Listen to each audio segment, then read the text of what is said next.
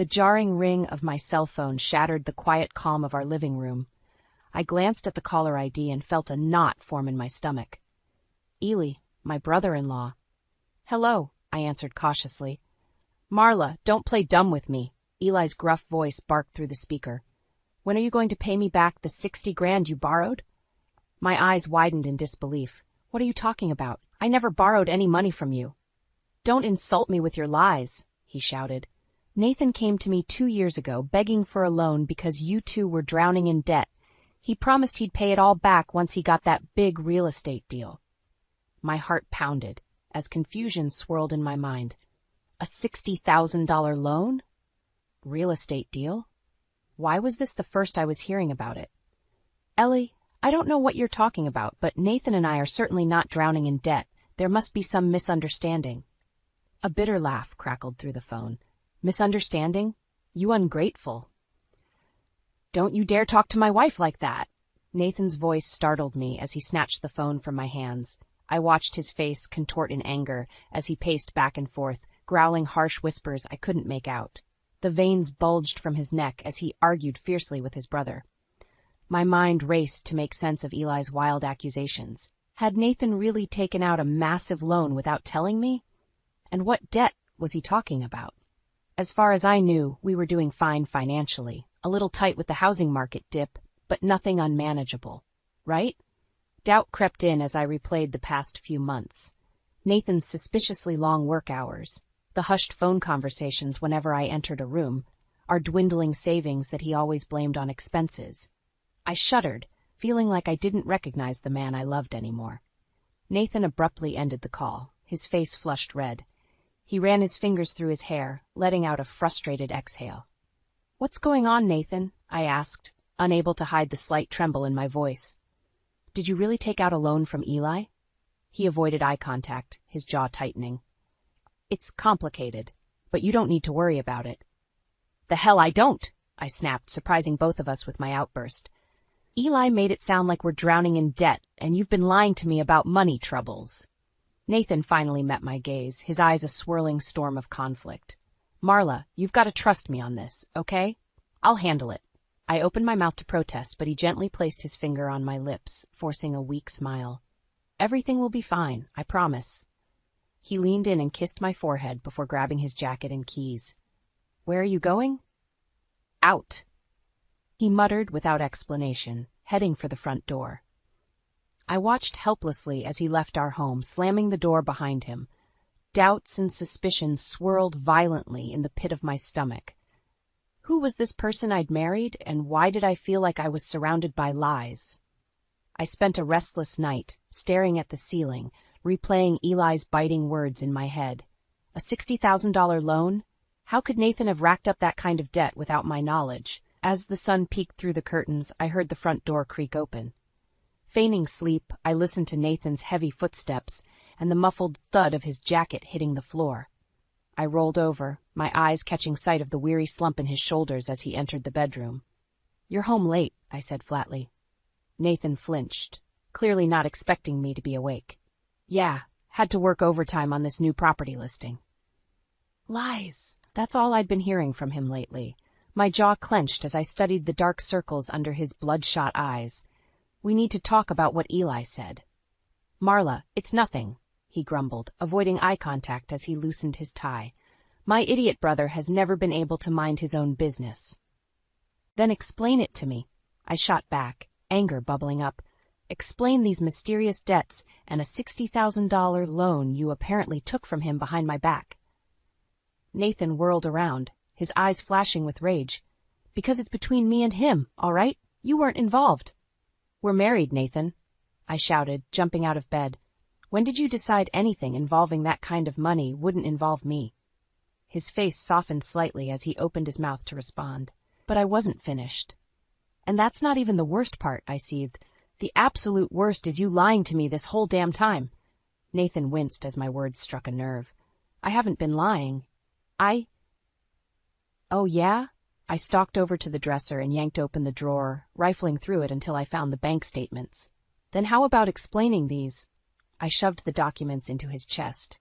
pointing at the dwindling numbers that told a very different story than his "everything is fine" platitudes. "Our savings account is getting drained every month, and you keep telling me it's for bills or expenses for work." My voice cracked with a mix of anger and hurt. "What expenses, Nathan? The truth, for once." He stared down at the statements, his jaw clenched tightly. The strangled silence between us was deafening. Finally, he spoke in a hoarse mutter. "I got in too deep. There's a big deal I've been working, but it required way more upfront cash than I had." He dragged a hand down his face warily. "I took the loan from Eli to cover it, telling him I'd pay him back once I landed this property." "And you couldn't tell me any of this because—" I folded my arms, raising my eyebrows expectantly. Nathan sighed heavily, plopping down on the edge of the bed. "You've been so focused on your career and wanting to start a family soon, I didn't want to disappoint you or add even more stress." My body went rigid as his words washed over me. More lies, flimsy justifications for keeping me in the dark. Disappointment burned through me like acid. How had the devoted man I fell in love with become such a stranger? I fixed Nathan with a cold stare. "Get out!" His head snapped up, eyes widening in shock. "Marla, wait, please." "Get out of my house," I repeated slowly, my voice dripping with venom. "I can't even look at you right now." For a beat, Nathan looked like he might protest. But something in my expression must have convinced him otherwise. With slumped shoulders, he silently retrieved his jacket and walked out the door, leaving me alone with my swirling storm of rage and anguish. The deafening silence that filled our home after Nathan left was suffocating. Part of me wanted to believe his lies, to cling to the man I thought I knew. But the gut-wrenching truth hung heavy in the air. My husband had betrayed my trust in the worst way. I slouched on the couch, my head in my hands as I fought back tears. I couldn't keep living oblivious and naive while he squandered our future. It was time to take action. Grabbing my laptop, I logged into our bank accounts, my heart sinking with each new statement I pulled up. The numbers didn't lie. Huge sums were being siphoned out every month into some unknown void. Just then, my phone buzzed with a text notification from Eli. "We need to talk, face to face. I'll swing by this afternoon." I didn't bother responding, knowing this confrontation was inevitable. I spent the next few hours gathering any other evidence of Nathan's deception. Credit card statements, suspicious numbers frequently called from his phone, reports of unusual cash withdrawals from various ATMs. By the time Eli arrived, I was sitting amidst a storm of incriminating paperwork, my mind swirling with anger and disbelief. Eli barged in without knocking, his face set in stern determination. "Marla, He froze, taking in the documents scattered around me. "What is all this?" "Proof," I stated flatly, gesturing for him to sit down on the couch. "Proof that my husband has been lying to me about everything. Money has been disappearing from our accounts for months, maybe even years." As I launched into a detailed recounting of Nathan's excuses and evasions, Eli's expression morphed into seething rage. "That lying sack of shit," he growled, slamming his fist on the coffee table. "So he really took that loan from me under false pretenses?" What was his excuse? Why did he need $60,000 from you?" I demanded. Eli let out a bitter chuckle as he shook his head. "Get this. The moron claimed there was some urgent need for cash to keep your family's real estate business afloat. Spun this whole tale of hitting hard times and needing a bailout." My jaw dropped in disbelief. Our tiny, perpetually struggling real estate startup could barely afford the office rent, let alone require that kind of massive infusion of cash. "You're kidding me," I whispered, anger burning in my chest. I stood abruptly, snatching my keys off the counter. "That's it. I've had enough lying and deception." "Where are you going?" Eli asked as I stormed toward the door. "To get the truth, once and for all," I tossed over my shoulder. "And you're coming with me." Within minutes, we were speeding down the road, my knuckles white from gripping the steering wheel. We didn't exchange any words. Eli could see the tumult of emotion roiling across my face. Finally, we arrived at a dingy pool hall on the edge of town. I'd heard rumors of high-stakes poker games taking place in the back rooms, but never imagined Nathan being involved. I shoved open the doors and marched inside, scanning the dimly lit room with narrowed eyes until I spotted a familiar frame hunched over the billiards table. "Nathan." "You lying piece of shit!" I screamed, causing every head to snap in our direction. Nathan whirled around, his eyes widening in shock and fear. In that moment, I saw the man he truly was, not the partner I devoted my life to, but a selfish coward willing to gamble away everything we'd built. I stormed toward him, Eli hot on my heels as the other patrons shrank back. "You've got some explaining to do, asshole," Eli growled, cracking his knuckles menacingly. "And you better not leave out a single goddamn detail." Nathan opened his mouth, but no words came out.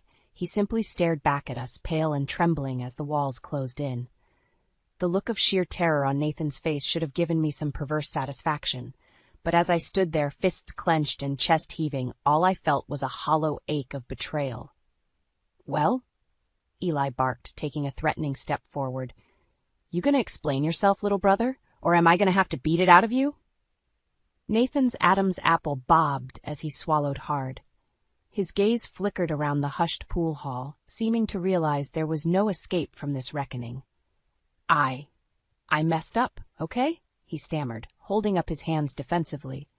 "I got caught up in some bad business deals that put me in the hole financially." My eyes narrowed to slits. "So you lied and took $60,000 from your own brother to cover your ass, and then kept lying to me about all of it?"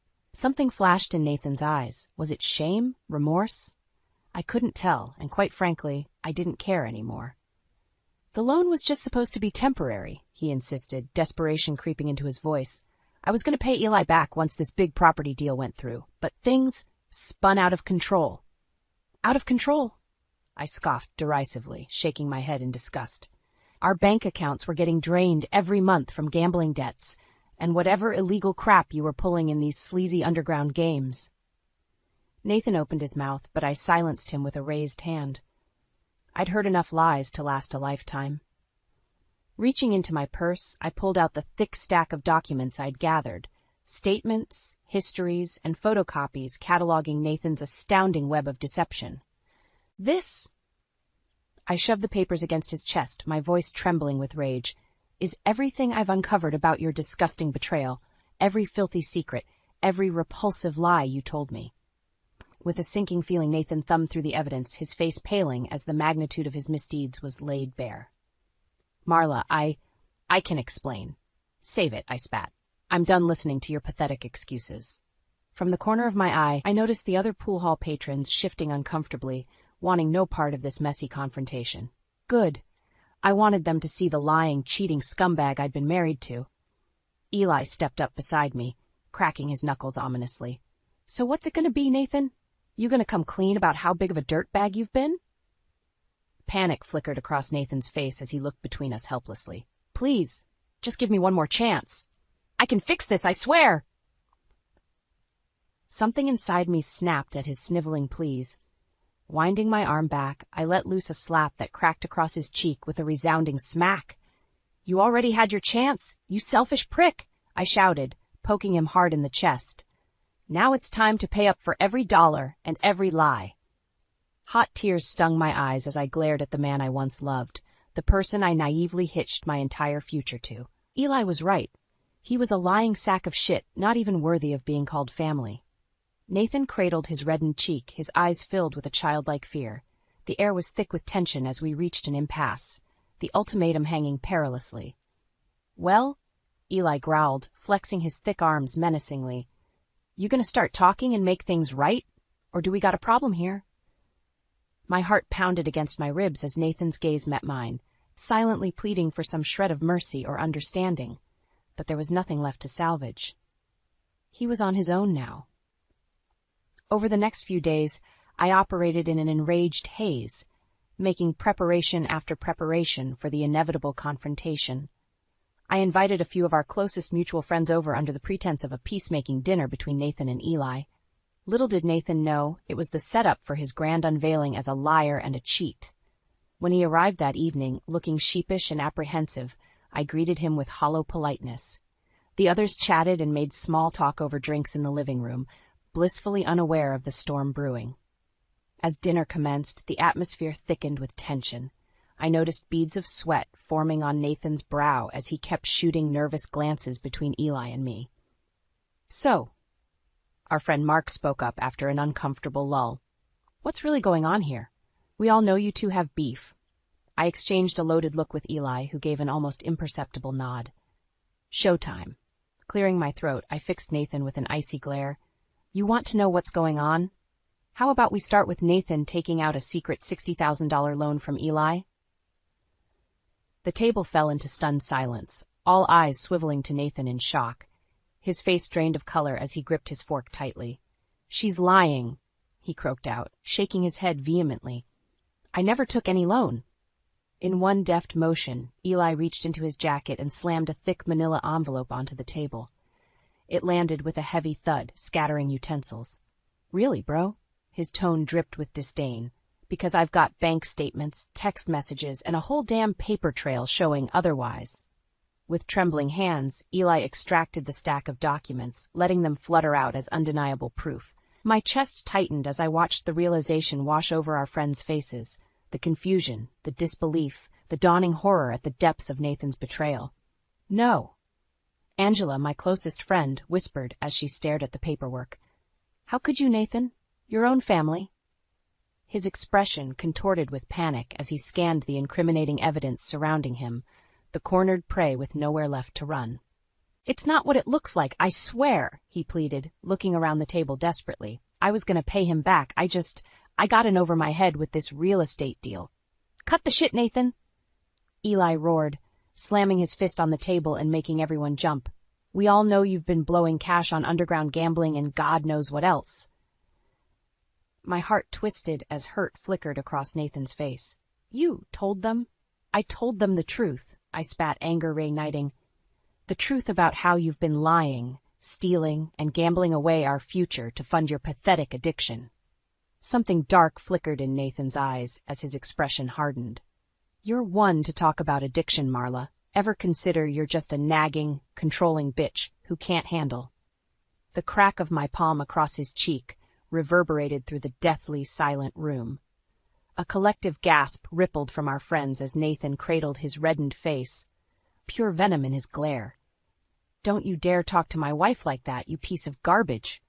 Eli snarled, rising to his feet menacingly. The tangy metallic scent of blood filled the air. Whether Nathan's lip was split or from my stinging hand, I couldn't tell. All I knew was my body thrumming with adrenaline and fury as the avalanche finally crashed down. Get out, I hissed through gritted teeth, unable to even look at Nathan anymore. Take your shit and get out of my house. For a long, tense moment, Nathan seemed to contemplate digging in, arguing, fighting against the tide. But faced with Eli's imposing figure and our friends' disgusted stares, he had no choice but to slink away in disgrace. One by one, my friends filed out in silence, leaving just Eli and me amid the debris of shattered illusions. As I sank numbly onto the couch, the gravity of what had occurred washed over me in waves. Every duplicitous act, every egregious lie had been laid bare. And yet, rather than the catharsis or relief I expected, all I felt was a bone-deep weariness. Eli squeezed my shoulder gently as I stared off into the distance, unsure what lay ahead. But at least now, the truth was inescapable. The hours and days following that disastrous dinner blurred together in a muddled haze.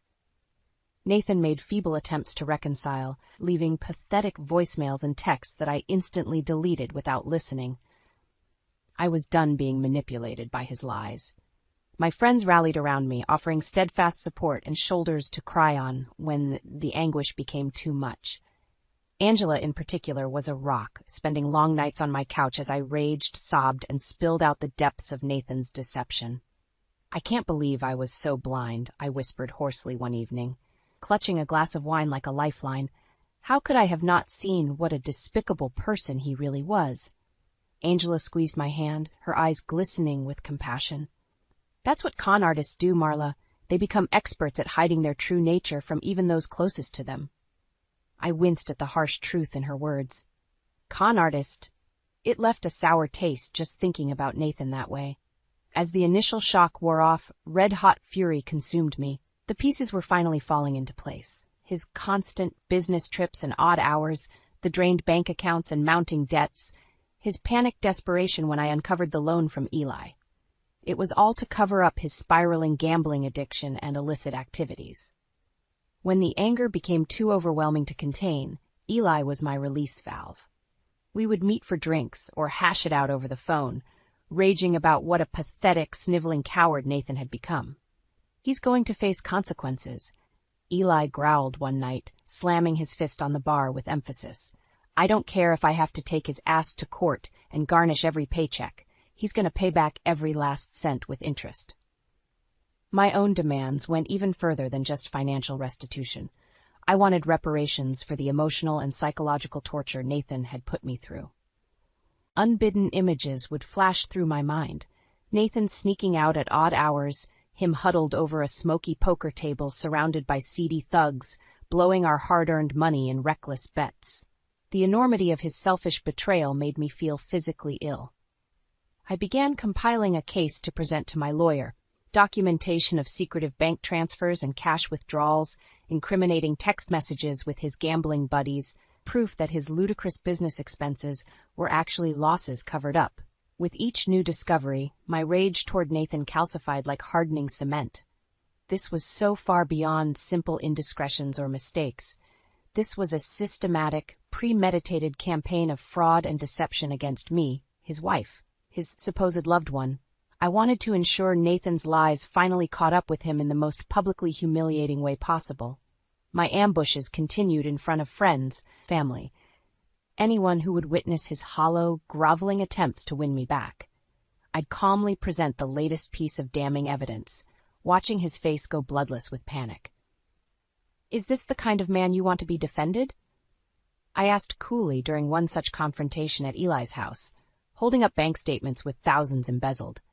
A common criminal who stole from his own family? Nathan opened and closed his mouth like a gasping fish, sweat beading on his brow as our gathered loved ones stared at him in revulsion. I made mistakes, but I can change, he stammered desperately. We can rebuild the trust, just give me one more chance. His words trailed off as I fixed him with a look of pure, unbridled disgust. You've had more than enough chances, Nathan. Now it's time to face the consequences of your sickening choices. With trembling hands, Eli produced a bound stack of papers, a comprehensive record of every cent Nathan owed, all the debts and losses totaled into a staggering lump sum. This is your path to making amends, Eli stated, his voice dripping with disdain as he shoved the documents into Nathan's chest. Either you square up and start paying, or I take you to court and legally garnish every dime to your name. An oppressive silence hung in the air, punctuated only by Nathan's shuddering breaths. His eyes darted between Eli, me, and the paperwork, the weight of the ultimatum visibly crushing him. Finally, after what felt like an eternity, he met my gaze with those same wounded puppy dog eyes that had melted me 1,000 times before. But not this time. Please, he croaked out, a broken, pitiful whisper. I crossed my arms, shaking my head slowly as an adamant chill froze over my expression. You had your chance, I said flatly. It's over. And with that, the last withered vines of love and trust I'd clung to for far too long finally unraveled, leaving only the cold hard truth. Nathan was nothing but a selfish, pathetic liar who deserved to reap the most agonizing consequences for shredding me to pieces. With Eli's steadfast support, I launched a full-scale legal assault against Nathan. No more hollow threats or impassioned rants. It was time to hit him where it hurt most. His wallet. I filed for divorce first, seeking not only a dissolution of our sham marriage, but also compensation for the incredible emotional and financial trauma he'd inflicted. My lawyer was a ruthless barracuda who smelled blood in the water. With the mountain of evidence you've provided, we have a very strong case against your husband for fraud, embezzlement, and gross financial malfeasance, she stated matter-of-factly as we strategized our attack. Before Nathan could so much as blink, the divorce papers were delivered along with the monetary demands, every cent of Eli's original loan, plus additional punitive damages for pain and suffering. Needless to say, Nathan didn't take it well. Are you out of your goddamn mind? He shouted at me during one heated exchange, spittle flying. You're trying to financially cripple me for the rest of my life. I crossed my arms, unmoved by his sputtering outrage. I'm simply pursuing appropriate legal reparations for your egregious betrayals, Nathan. I think I'm more than entitled after you stole from me and destroyed our marriage with your lies. His face mottled red with impotent rage as my words struck a nerve. You self-righteous bitch, like you're so innocent in all this. I'd watch it if I were you, Eli stepped in, shoving his bony finger into Nathan's chest. Keep running that mouth and see how much worse the financial penalties get. Nathan looked ready to swing at his older brother, hands balled into tight fists. But then his shoulders slumped in resignation, maybe finally realizing the futility of his situation. While the divorce proceedings trudged along, Eli and I kept piling on the pressure from every angle. We acquired copies of Nathan's employment file from his real estate broker and gleefully sent the damning documentation to his bosses, records of unexcused absences, documented lies about his whereabouts, even a formal complaint from a client about Nathan's erratic, unprofessional behavior. Within days, the inevitable phone call came. Nathan had been terminated from his job and banned from the premises. One more ruinous consequence for his reckless actions.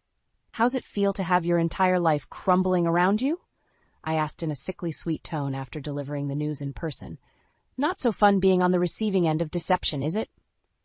Nathan's face was pallid, his eyes sunken as he stared at me with a potent mix of fear and loathing. You're a sadistic monster, you know that? I shrugged nonchalantly, inspecting my nails. Maybe so, but at least I'm not a pathetic, sniveling liar who torched my own marriage for some cheap gambling thrills. Watching him flinch at my biting words, I felt a twisted sense of wicked satisfaction. For far too long he had gaslit me, controlled the narrative with his manipulations.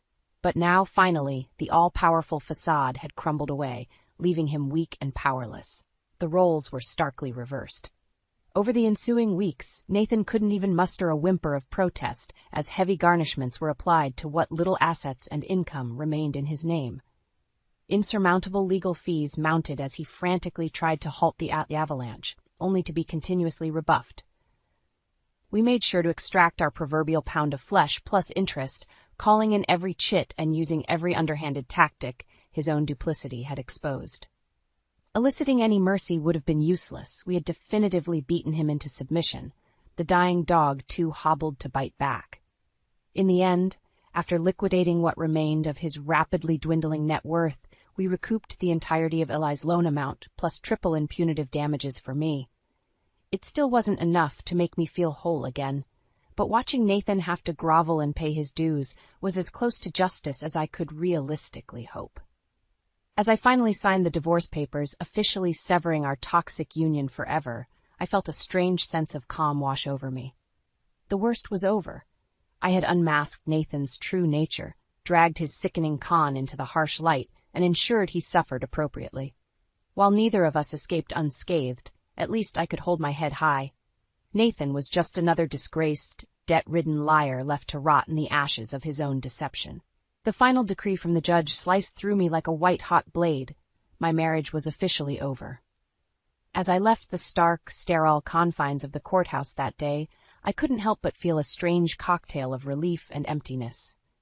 Relief that the brutal, dragged-out ordeal with Nathan had finally concluded, but emptiness over the death of the idealistic dreams I had carefully nurtured for so many years. The life I had envisioned, building a home, having children, growing old together, shattered into a million mocking pieces by one man's reprehensible greed and deceit. I gripped the thick sheaf of papers detailing the final divorce judgments, the division of assets heavily in my favor, the monumental punitive damages Nathan was on the hook for, even a strict garnishment of his future earnings to ensure compliance. Tangible evidence of how thoroughly I had dismantled him, the justly earned spoils after our harrowing war. And yet it felt so empty. Hollow, like I was a victor standing amongst the rubble and ruin. You okay? I glanced up to see Eli studying me with a concerned frown, his brow furrowed. In the aftermath of the prolonged legal battles, he had become an invaluable ally, a tenacious partner willing to go to the trenches to hold Nathan accountable. Yeah, I'm fine, I replied automatically, plastering on an unconvincing smile. Just processing everything, you know?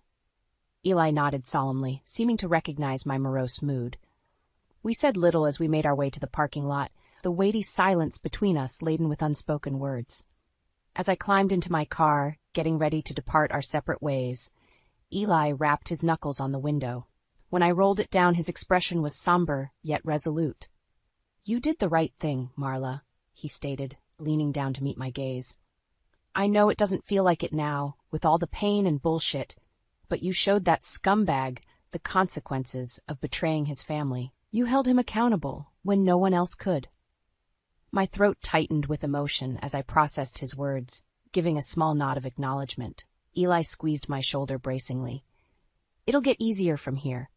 You've got your whole life ahead to focus on healing and moving forward. I'm sorry it had to happen this way. With that, he stepped back, offering me one final look of solidarity before turning and walking towards his own vehicle. I watched him go, feeling paradoxically lighter yet more adrift than I had in years.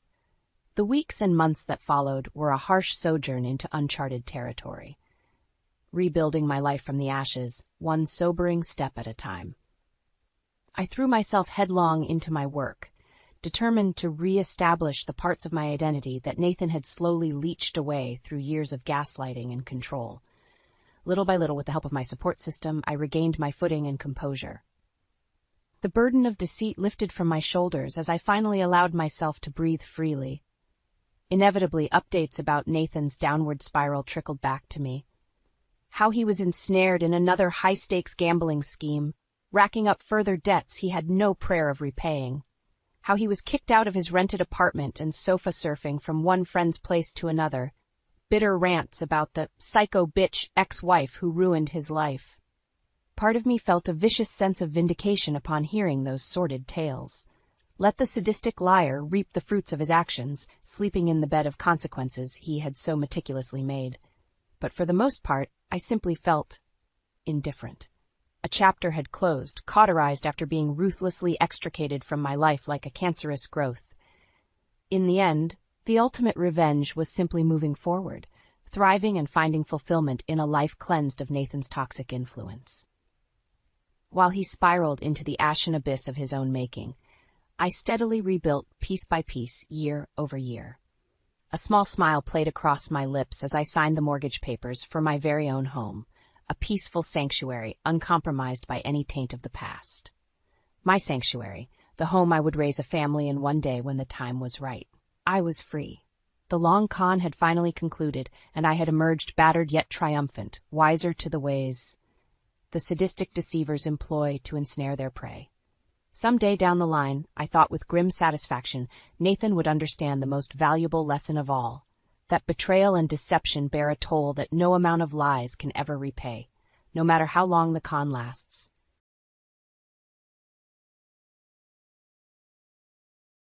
The earliest memories I have are gloomy blue photos.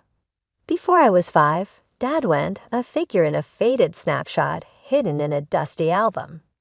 Mother Anna came into a tempest looming over our small flat. She would be moaning about starting over as she hurriedly scrubbed the kitchen floor one moment. Then she would throw me into a jaw-dropping hug, her hold so strong I could not breathe. Though rare, these stifling embraces were the only signs of affection I yearned for. I was mostly just a little shadow following her around. She would dart around the flat, a worry-stricken expression on her face that seemed to have its own personality. Occasionally, when her brow furrowed and her worry lines became deeper, she would leave me downstairs with Mrs. Rodriguez. The tension in the air would crackle like static electricity when Mom eventually came back. With a disinterested sigh, she would tussle my hair in a manner that seemed more like a duty than a loving gesture.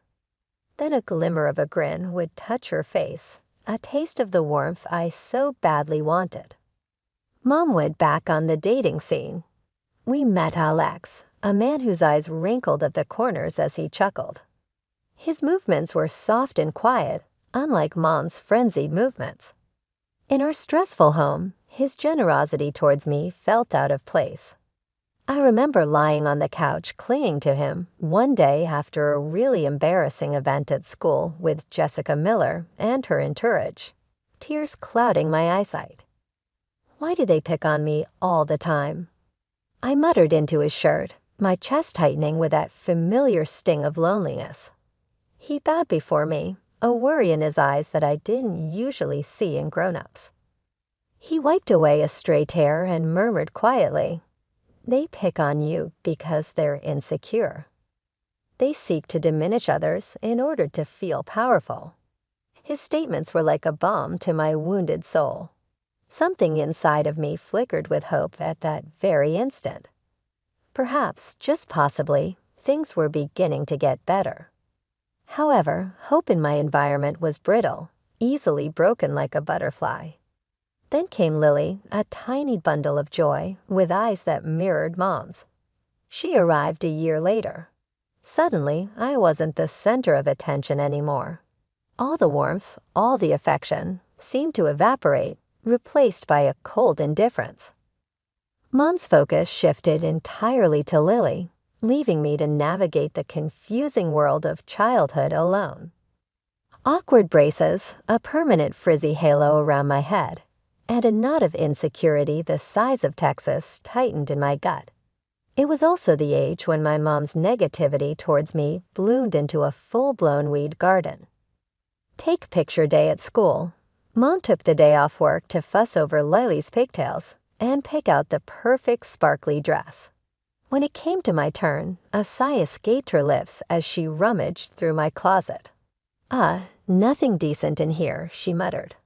Of course, when picture day arrived, Lily looked like a little princess, and I resembled a rumpled dandelion compared to her sunflower. Mom fawned over Lily's photo while mine got a cursory glance and a dismissive grunt. Alex, bless his kind heart, tried to be the positive voice in my life. He'd take me shopping sometimes, helping me pick out clothes that actually fit and flattered me. One day, after a particularly frustrating day with Mom, I found myself clinging to him, the need for comfort overwhelming. Dad, the word slipped out before I could stop it. He froze, then a pained expression crossed his face. Mom appeared in the doorway, her eyes blazing. You have one father, Alina, she hissed, her voice laced with venom. And trust me, he deserves you. Her words stung like a slap. Alex, sensing the tension, ruffled my hair awkwardly. Look, it's okay, he mumbled. It's not okay, I choked out, tears welling up in my eyes. Lily, who had been watching the whole scene unfold with a smug expression, suddenly piped up. Elena's been bad again, Daddy. She took my candy without asking. At 16, the land of first crushes, awkward dances, and a constant knot of nerves in my stomach, dating was a minefield in my house. Mom had a knack for sabotaging any potential romance before it even sprouted legs. Take Mark, for example. Tall, funny, and with a smile that could melt glaciers, he was everything a teenage girl could dream of. After weeks of nervous texts and stolen glances, I finally gathered the courage to ask him out. He said yes. Excitement bubbled in my chest, a feeling quickly replaced with dread of the thought of him meeting Mom. The night of our date, Mom went into overdrive. She fussed over Lily's bedtime story, making sure it stretched on for an eternity. When Mark finally arrived, looking nervous but sweet, Mom greeted him with a smile that didn't reach her eyes. Elena never cleans her room, she announced casually, as if discussing the weather. You might find socks and pizza boxes under that mountain of clothes. My cheeks burned like they were on fire. Mark gave a nervous chuckle, but the awkward silence stretched like a bad joke. The rest of the evening was a disaster. Mom kept making snide remarks about my weight, my taste in music, even my choice of college. By the end of the night, Mark practically ran out the door, leaving me feeling like a deflated balloon. The story repeated itself with a few unfortunate guys after that. Each time I brought someone home, Mom would turn into a master of backhanded compliments and subtle digs. My self-confidence took a nosedive, and any potential relationship fizzled out faster than a wet firecracker. At 18, the age of college applications, nervous goodbyes, and a fierce determination to break free from the suffocating grip of my childhood, senior year became my mission control. It was a strategic plan to launch myself into a world where Mom's negativity couldn't reach me. College applications became my weapon of choice. I spent hours hunched over the kitchen table, pouring my heart and dreams onto those pristine white pages. Every acceptance letter was a victory, a tiny shard of hope chipping away at the wall Mom had built around me. Of course, she didn't make it easy. When I announced my acceptance to a university across the state, her reaction was a masterpiece of passive aggression. "Oh, Alina," she sighed, shaking her head. "So far away. How will we ever see each other?" It was a question loaded with guilt, but I wasn't falling for it anymore. "We can video chat, Mom," I said, my voice steady. "Besides, there are these things called airplanes." Alex, my ever-supportive anchor, was thrilled for me. "This is amazing, Alina," he beamed, pulling me into a tight hug. "I'm so proud of you." His words were a warm hug on a cold day. He may not have been my dad by blood, but he felt more like one than the man who walked out on us all those years ago. College was a revelation. Surrounded by people who didn't know my family history, I finally felt like I could breathe. I blossomed in a sea of new experiences, challenging myself academically and forging friendships that felt genuine and supportive. At 27, the land of adulting, spreadsheets that never seemed to end, and a tiny apartment that felt like a palace compared to my cramped childhood bedroom, life for the most part was good. My job as an economist kept my brain buzzing, and David, my amazing boyfriend for the past few years, brought a warmth and laughter into my life I hadn't known before. One evening, over takeout Thai food and a bottle of wine, David dropped a bombshell. "So," he said, looking at me with that goofy grin I adored, "I think it's time we met each other's parents." My stomach lurched. Meeting David's folks was easy, a breeze. They lived in a cozy house with a backyard that smelled like freshly cut grass, and they welcomed me with open arms. His mom, Sarah, practically smothered me in hugs, and his dad, Michael, spent the entire evening cracking jokes that had me snorting into my napkin. They were warm, funny, and genuinely interested in getting to know me. It felt normal, a word I never dared associate with family dinners in my past life. But the thought of David meeting my interesting family filled me with dread. How could I explain the years of emotional neglect, the constant jabs, the suffocating negativity? I told him everything, the fights, the tears, the way Mom had chipped away at my self-esteem for years. Lily, unsurprisingly, hadn't gotten any better. Now a master manipulator who knew exactly how to push my buttons. David listened patiently, his hand resting gently on mine. "Alina," he said firmly, "I'm marrying you, not your family. They may be baggage, but you're the prize." His words were a balm to my soul, a declaration of love that washed away years of doubt. Maybe, just maybe, I could finally build a happy family of my own, one filled with love, acceptance, and laughter. The kind of family I never had, but the kind I always deserved.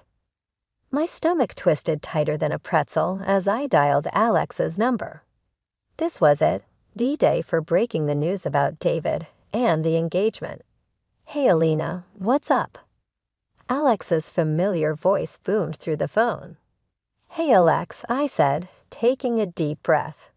"There's something I need to tell you." I launched into the story, spilling the beans about David, the proposal, and the upcoming wedding. There was a comfortable silence on the other end of the line. Then a genuine laugh erupted. "Alina, that's fantastic. I'm so happy for you both." His words washed over me like a warm wave, easing some of the anxiety. "Listen," he continued, "you've got to bring him over for dinner. Let me meet the guy who finally snagged you." David, bless his supportive heart, was all for it. So a few weeks later, we found ourselves pulling up to my childhood home, a place that still held a strange mix of nostalgia and dread. Mom answered the door, her face breaking into a surprised smile. "Elena, you came to visit. And who is this handsome fella?" "Mom, this is David, my fiancé," I said, offering a tight smile. David stepped forward, extending a hand. "It's a pleasure to meet you, Mrs. Turner." Mom beamed, shaking his hand a little too enthusiastically. "The pleasure's all mine, dear. So, David, what do you do for a living?" David, oblivious to the undercurrent of Mom's question, launched into a detailed explanation of his work as a director at a large company. Alex, ever the smooth operator, chimed in with jokes and stories, keeping the conversation flowing. Lily, of course, wasn't about to be outdone.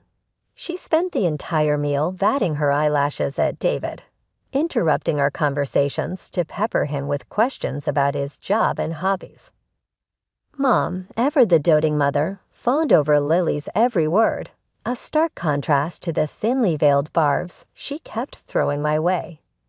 "Elena, honey," she'd say, her voice dripping with fake sweetness, "you really should take some fashion tips from Lily.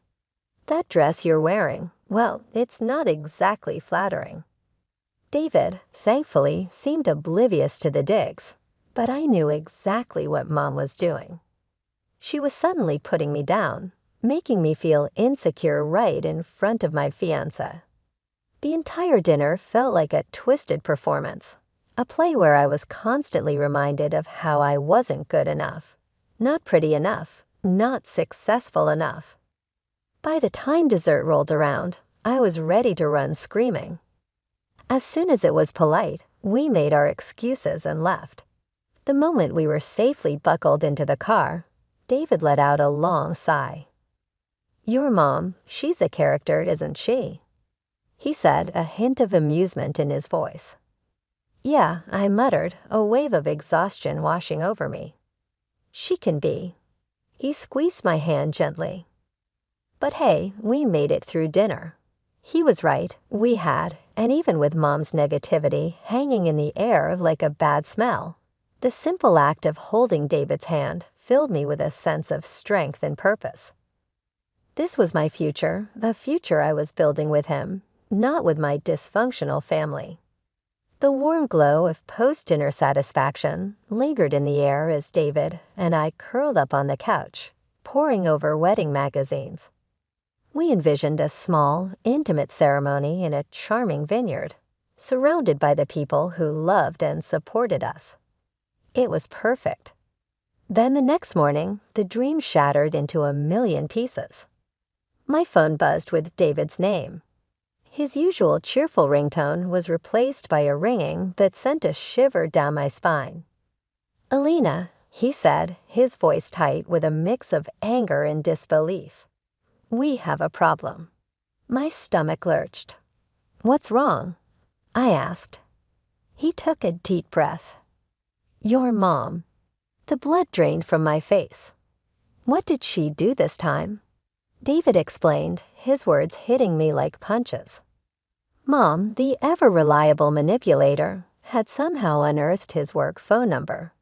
Instead of a congratulatory call, she'd unleashed a verbal tirade that would make a sailor blush. Apparently, in her twisted world, I was the epitome of inadequacy, ugly, dull, and lacking any social graces. It didn't stop there. She'd even dragged Dad into it, dredging up his abandonment years ago like a weapon. But the piece de resistance. She suggested David ditch me and turn his sights on Lily, claiming my younger sister was the epitome of beauty and brains. Fury boiled up inside me, a hot, venomous rage. How dare she try to sabotage my happiness yet again? David, bless his heart, was furious too, but he channeled his anger into something unexpected. A plan, a crazy, audacious plan that was equal parts risky and thrilling. "We expose her," he said, his jaw clenched. "We set a trap." The plan was audacious in its simplicity.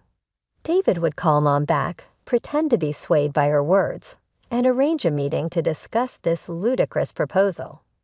His goal was to record the entire conversation on his phone. David made the call, his voice smooth and convincing. Mom, completely oblivious to the web she was about to walk into, readily agreed to meet him for coffee. A nervous laugh bubbled up from my chest. This was it. Operation Momzilla Takedown was a go.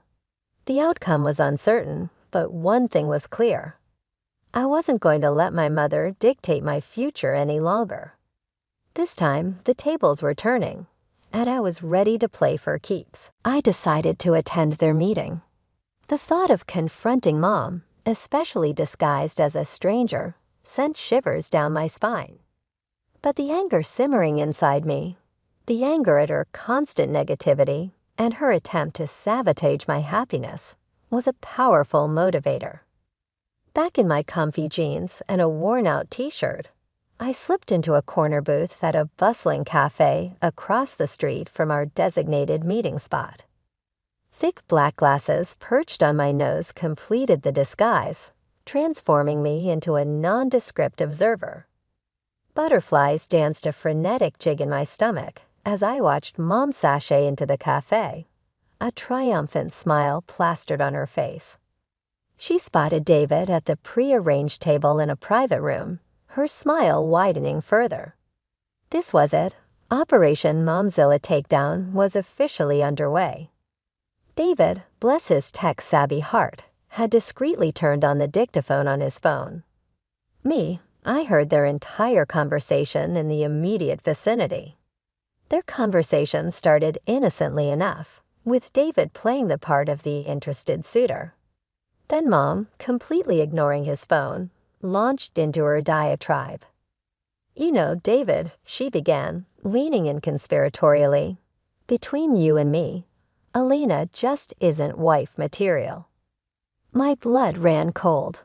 The woman who was supposed to be my mother, the woman who was supposed to love and support me, was bad-mouthing me to a complete stranger.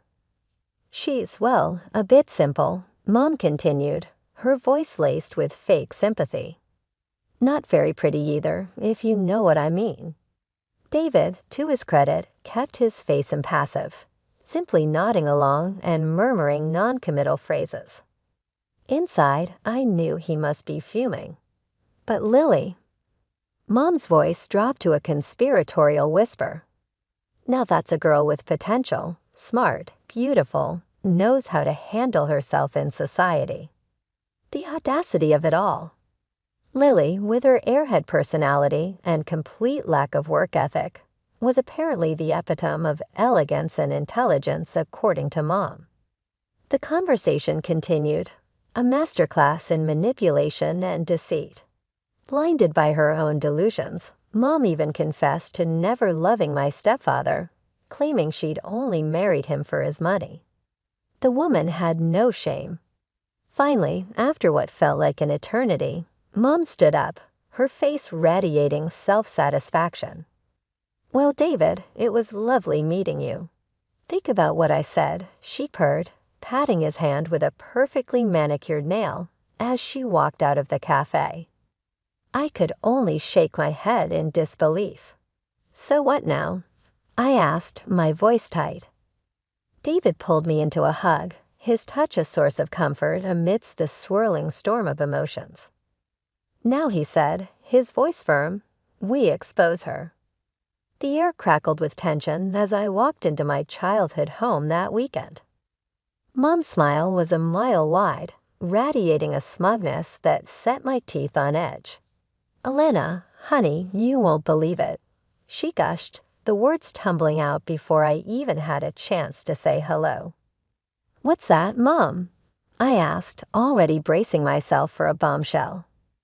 "David," she declared, her voice dripping with sickening satisfaction, "decided to see reason. He's leaving you and marrying Lily."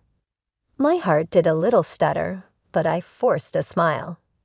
"That's great, Mom. Really happy for them." My stepdad, bless his perpetually confused soul, cleared his throat. "But I thought they were getting married." "Lily, who had been lounging on the couch like a pampered cat, snorted a laugh. Apparently not Dad. Alina just wasn't good enough for him. Shocker. I ignored her snide remark, my eyes locked on Mom's triumphant face. It was showtime. Actually, Mom, I said, my voice surprisingly steady. David's right here. Just then, David walked in, a sleek grin plastered on his face. His presence sent a collective gasp echoing through the room. "Hi, everyone," he said, his voice smiling. Just in time for a little family fun. He pulled out his phone and pressed play.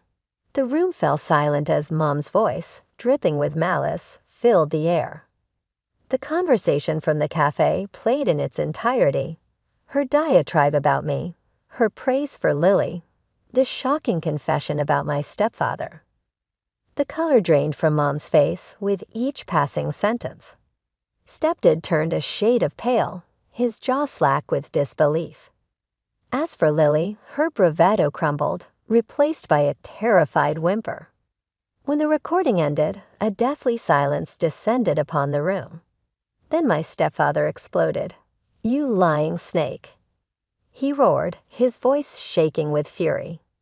"You married me for money all these years." Mom, for the first time in my life, looked genuinely lost.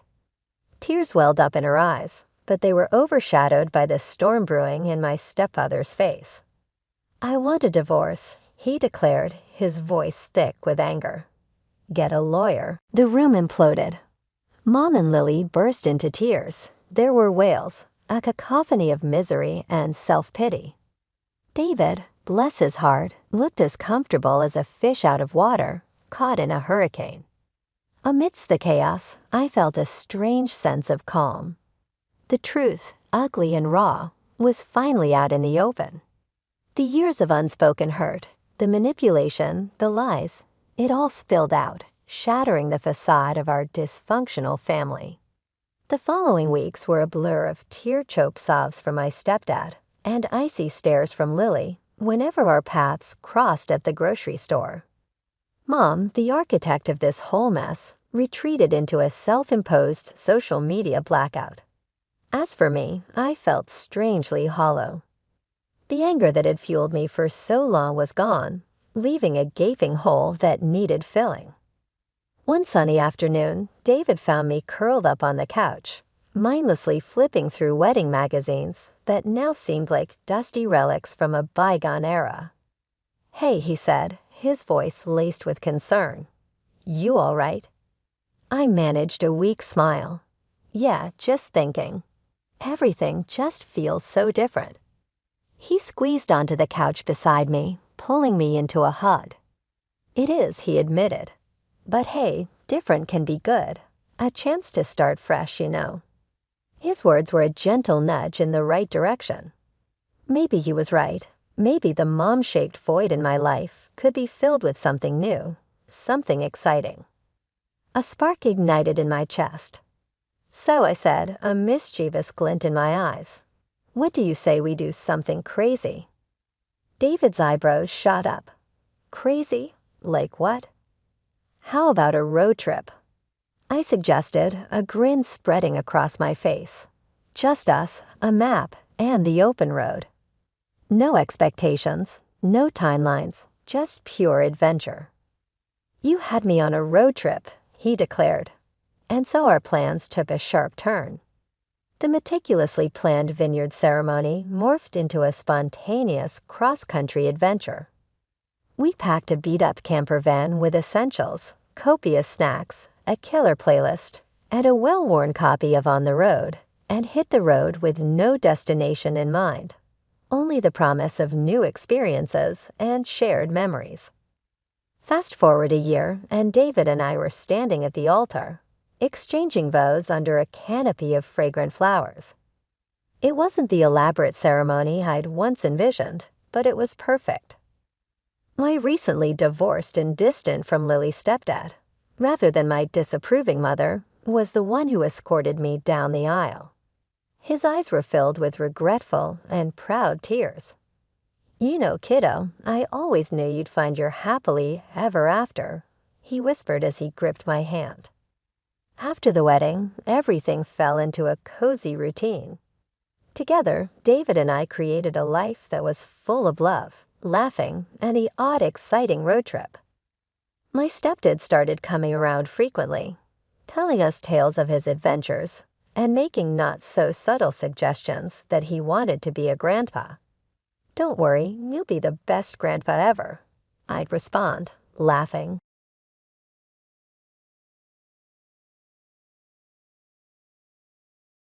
Andrew and I met while he was employed by my father, and that is how we got married. Andrew and I made the decision for me to stay at home after the wedding so I could pursue my interests in knitting and sewing. Every winter, I loved crafting scarves and gloves for him. I worked hard to perfect my craft until he would proudly compare them to ones from the shop. This support stoked my enthusiasm, and I dreamed of our future child joining me in this pastime, a dream that made us both happy. I've been married to Andrew for 6 years. Despite not having children, we have contentment in our relationship. It means the world to me that Andrew attempts to make time for us on his days off, even with his hectic career. That being said, there are times when his art makes me feel a little alone. Our peaceful existence was appended 3 years ago when I unexpectedly passed out at home from vertigo. I was hurried to the hospital by Andrew. When I woke up, I heard him talking to the doctor about my situation. I would have to deal with it for the rest of my life because it was so serious. Long hospital stays were expected, even if the incident wasn't immediately life-threatening due to the likelihood of future occurrences. I was nervous, but Andrew was there to comfort me. I was thinking about all the scarves and gloves I had knitted and had thrown away during one of these hospital stays when Andrew said, maybe without thinking, "I married you because you're the boss's daughter." His remarks cut me profoundly and made me realize something. It was obvious that we needed to talk about this in order for me to know how you really felt and to find a way to truly enjoy our time together, as we had originally intended when we first got married. Despite his reassurances, Andrew's comforting words during my hospital stay only partially eased my concerns.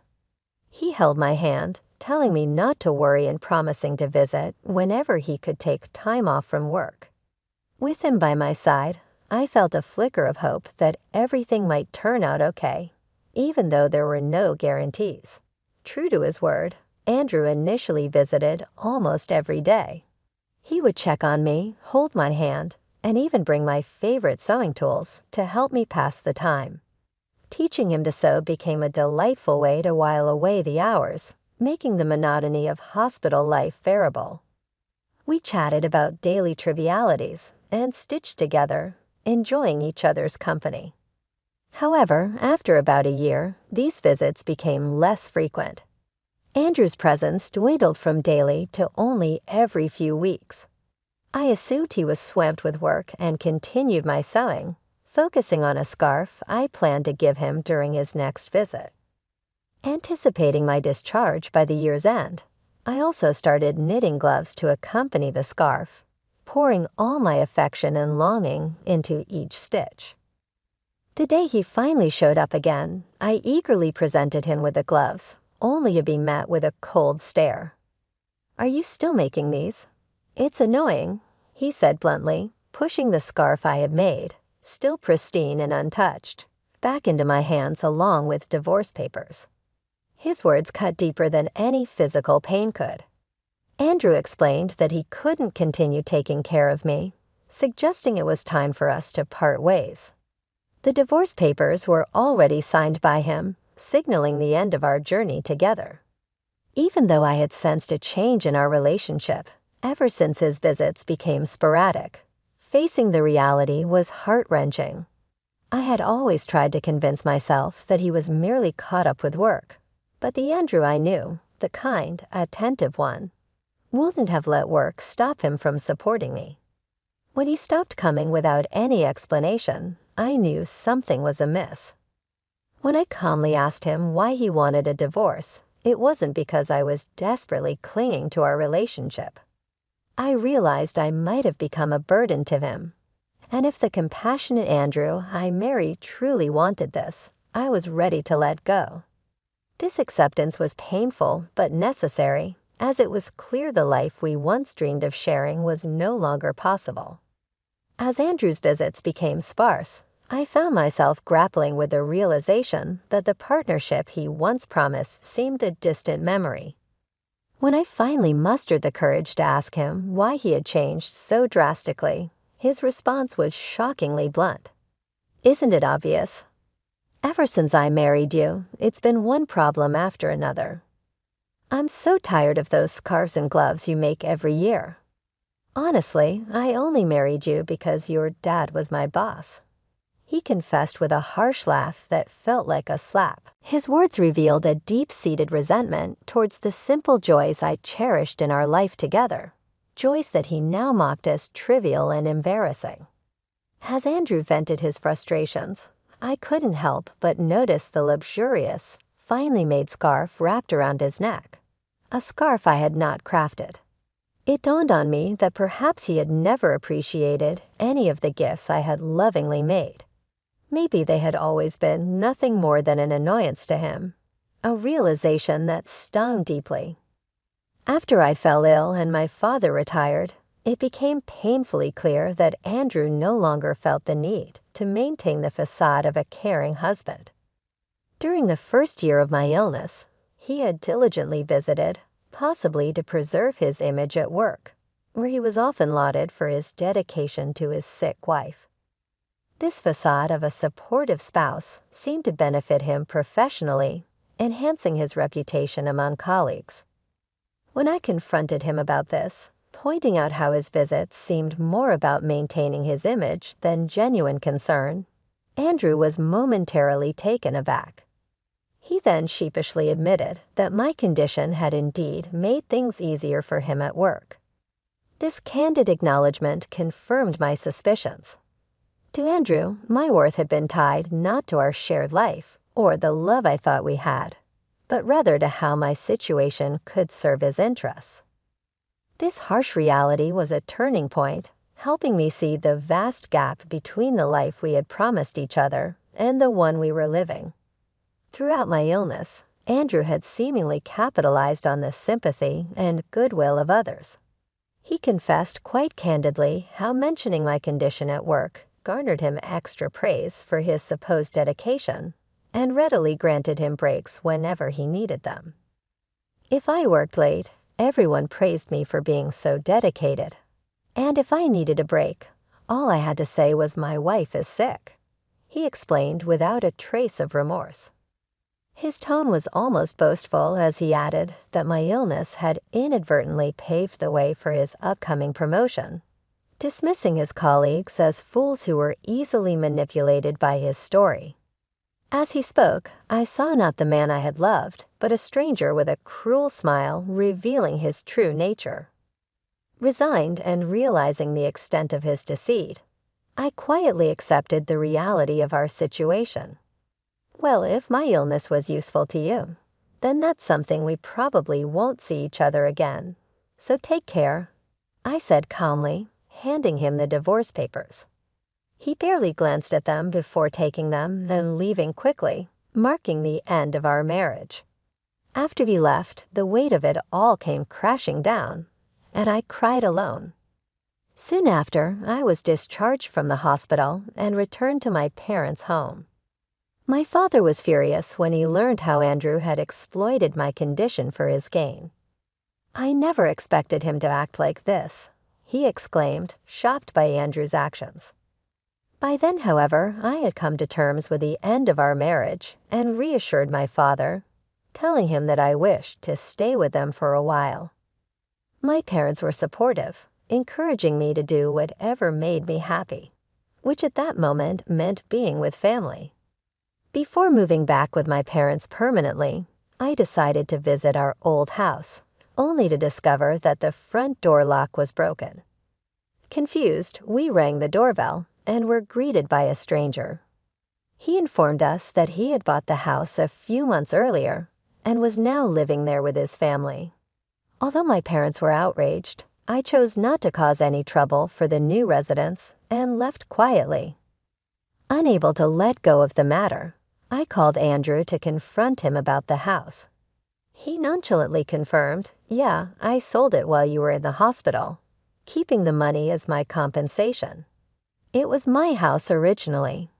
His response was yet another blow, but by then I had already braced myself for his selfish actions and focused on rebuilding my life without him. Andrew's indifferent tone, as he mentioned the sale of our house, left me deeply sighing.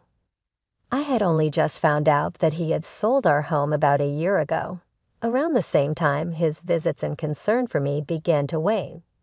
It was shocking to learn he had made such a significant decision without even a discussion, especially since we were still technically married and had yet to finalize the division of our assets.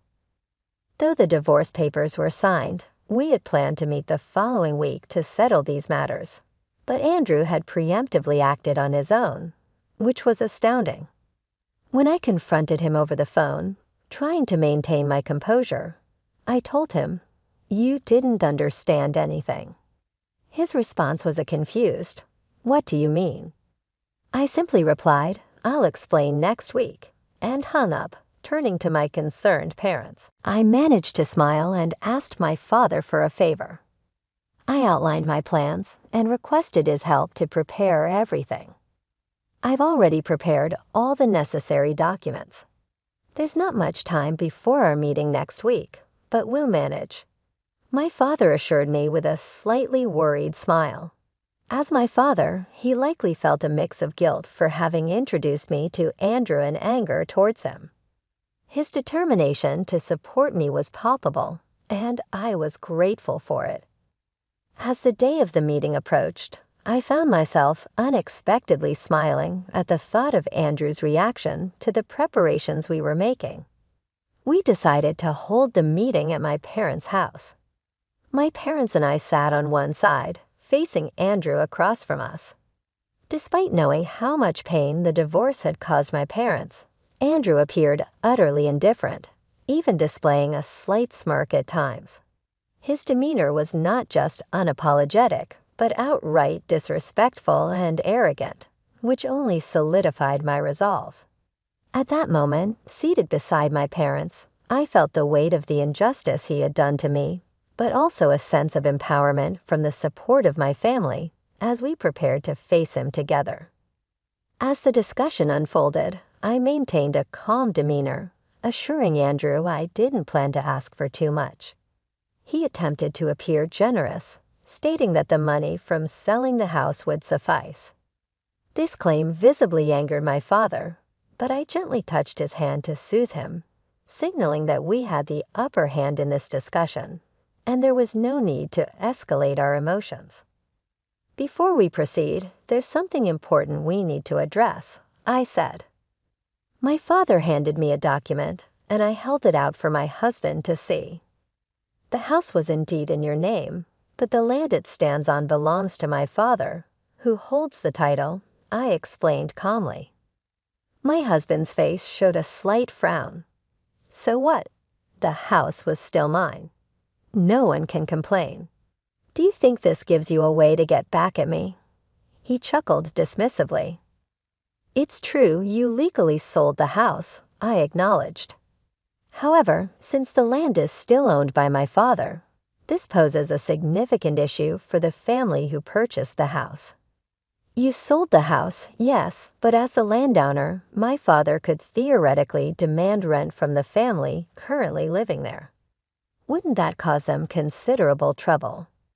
I paused, letting the gravity of the situation sink in. We're not planning to take that step. However, we can't simply relinquish our rights to the land without compensation. We plan to offer the family the opportunity to purchase the land. We won't force them out or charge rent monthly, but it would be problematic if they refuse to buy, I explained further.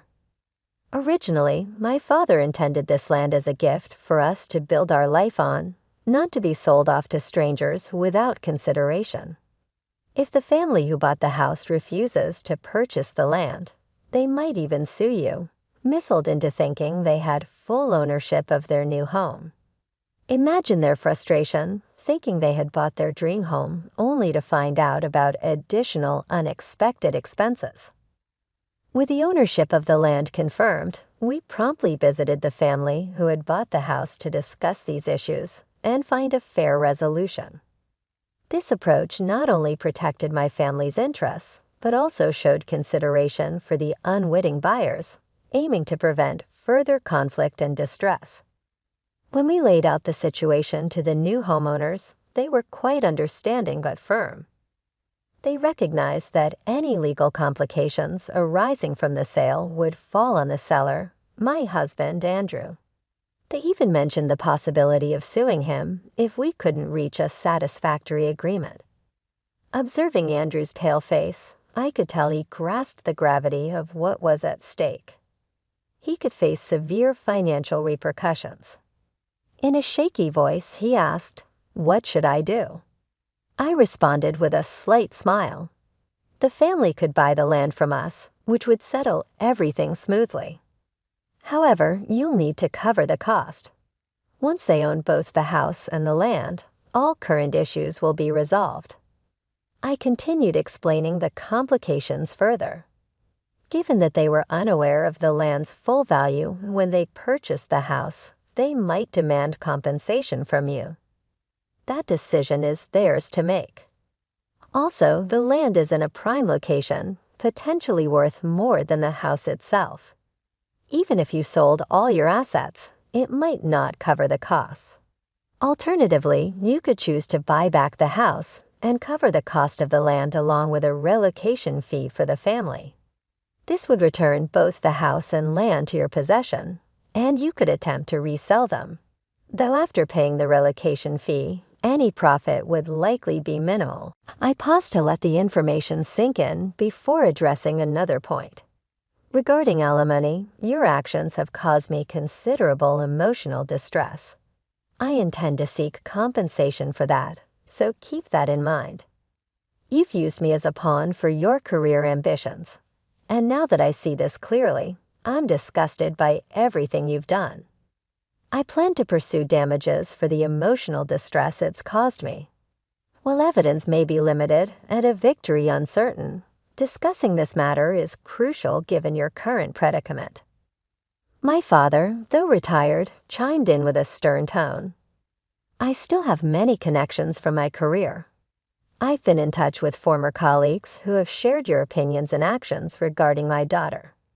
You're being looked down upon by everyone, Andrew, he shared with a cheerfully grim smile. This finally seemed to make Andrew realize the seriousness of his situation. The combined pressure of potential legal and financial consequences, coupled with the loss of his professional reputation, cornered Andrew, forcing him to face these harsh realities head-on. The status he had built at work using me as a stepping stone was now crumbling around him. Sitting confidently across from Andrew, I clasped my hands together, my smile radiant, and unlike any he had seen from me before, especially since our separation. Let's discuss what happens next, I began, my voice steady and assured. Andrew, caught up in the gravity of the situation, managed only a strained laugh, his eyes brimming with tears. As the negotiations unfolded, it was clear that the advantage was mine. Andrew agreed to pay alimony and also to compensate for the land where our house once stood. We later explained this arrangement to the family who had bought the house, ensuring they were treated fairly and understood the new terms. Everyone came out ahead in the end, with the exception of Andrew, who ended up losing everything. The whispers that my father had quietly started to circulate about his organization increased his losses, damaged his reputation, and eliminated any prospects of advancement. The more these rumors spread, the more alone Andrew got, and eventually he resigned from the company, a decision my father subsequently told me about. One could be tempted to see all of this as karma. The profits Andrew believed he had made by exploitation turned out to be fleeting and crumbled under the force of his deeds. I found comfort and a new purpose in teaching sewing classes now that I'm back at my parents' house. Even though only a few local ladies and kids show up for my classes, I feel incredibly happy because sharing my skills with others makes me feel happy. This unexpected turn of events in my life has taught me that I can still contribute my passion and experience in ways that benefit those around me and myself, even if I choose not to become a mother, a dream I once held with Andrew. More than anything else, this has shown me the resiliency of the human spirit and the surprising routes to happiness.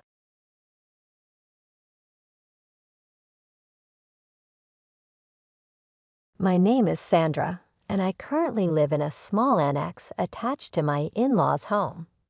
I reside there with my husband, Willie, while I occupy the annex alone.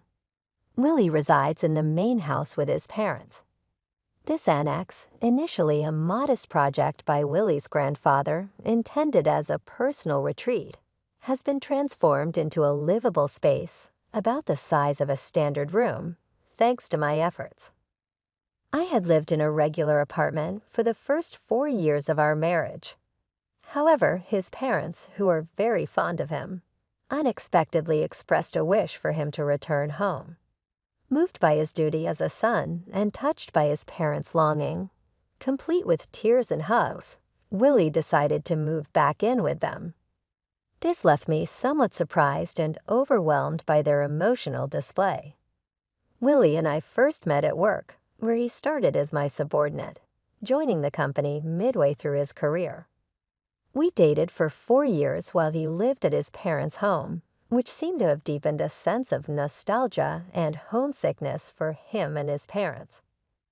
Despite living on his own after our marriage, Willie's upbringing, characterized by considerable pampering and little involvement in household tasks, seemed to draw him back to the familiarity and comfort of his parental home. When I suggested we share the household chores, Willie seemed hesitant and admitted he had never really been involved in such tasks before. Despite my hopes to equally divide the responsibilities, Willie had never even considered taking part in them. I noticed a recurring pattern. Every time I tried to get him involved, he would feign interest momentarily, then quickly lose enthusiasm and conclude, "This isn't for me, Sandra. You're better at it. You should just keep doing it." Both of us were working full-time, but as I held a higher position at my job, I felt a stronger urge to distribute the domestic duties. Yet trying to get Willie to contribute often ended up being more exhausting than just doing everything myself.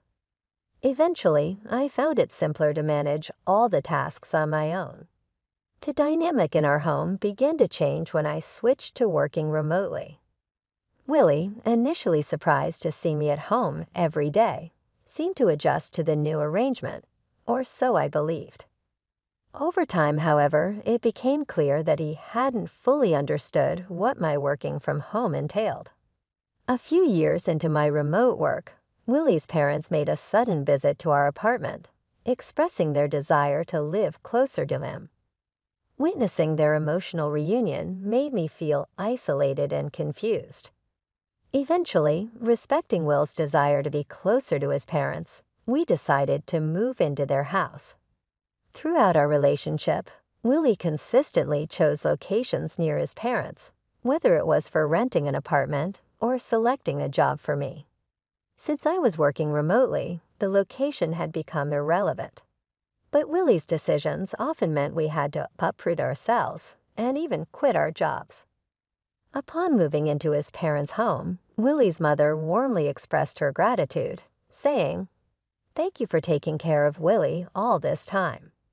From now on, I will take good care of him, Sandra. Please handle everything else." Initially, I thought this meant I'd be relieved from the daily chores related to Willie, but I soon realized her true intentions were quite different. My mother-in-law took it upon herself to cater to Willie's specific needs. She prepared special meals just for him, washed and ironed only his clothes, kept his shoes and belongings pristine, and purchased various personal items exclusively for him. Meanwhile, all other household chores, including cooking and laundry for Willie's parents and myself, were now my responsibility. Despite my full-time job commitments, I found myself burdened with not only managing our daily tasks, but also maintaining the cleanliness of the larger family home. This new arrangement left me feeling disheartened. Although this living situation seemed to bring joy to Willie and his parents, it offered no apparent benefits to me. My responsibilities seemed to have multiplied. During one cleaning session, my father-in-law came to me with a hesitant request.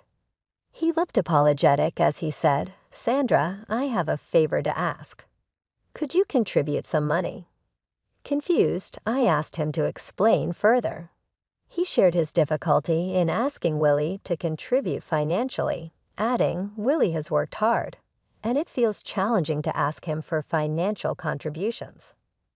This revelation added to the complexity of our living dynamics, highlighting the uneven distribution of both chores and financial responsibilities. Willie and I had previously agreed to share expenses, such as our apartment rent and other living costs. However, during our shopping trips, Willie often persuaded me to pay for various items, including non-essential ingredients, alcohol, clothes, and accessories. When I expressed reluctance, he would react childishly, accusing me of being stingy. Despite these financial disagreements, I took some comfort in the fact that, aside from these issues, Willie didn't interfere much with my everyday life. This semblance of peace changed dramatically when we began living together at his parents' house. Unlike Willie, his mother actively disrupted my routine. She consistently interrupted my work from home, insisting that I prioritize household chores over my professional duties. She would even barge into my room and tug on my clothing, making it exceedingly difficult for me to concentrate on my tasks. Feeling frustrated, I brought up the issue with Willie, half expecting him to side with his mother. To my surprise, Willie listened attentively and promised to speak with her about the interruptions. I was hopeful for a compromise that would address both our needs. Little did I know that Willie's idea of a compromise was quite different from what I envisioned. It involved relocating me to the annex, a separate structure on their property, suggesting a new level of separation rather than integration. One day, somewhat jokingly, I approached Willie with a question about the annex, asking if I could demolish it and build a new house in its place. To my astonishment, he casually responded, "You can even demolish it and build a new house if you want."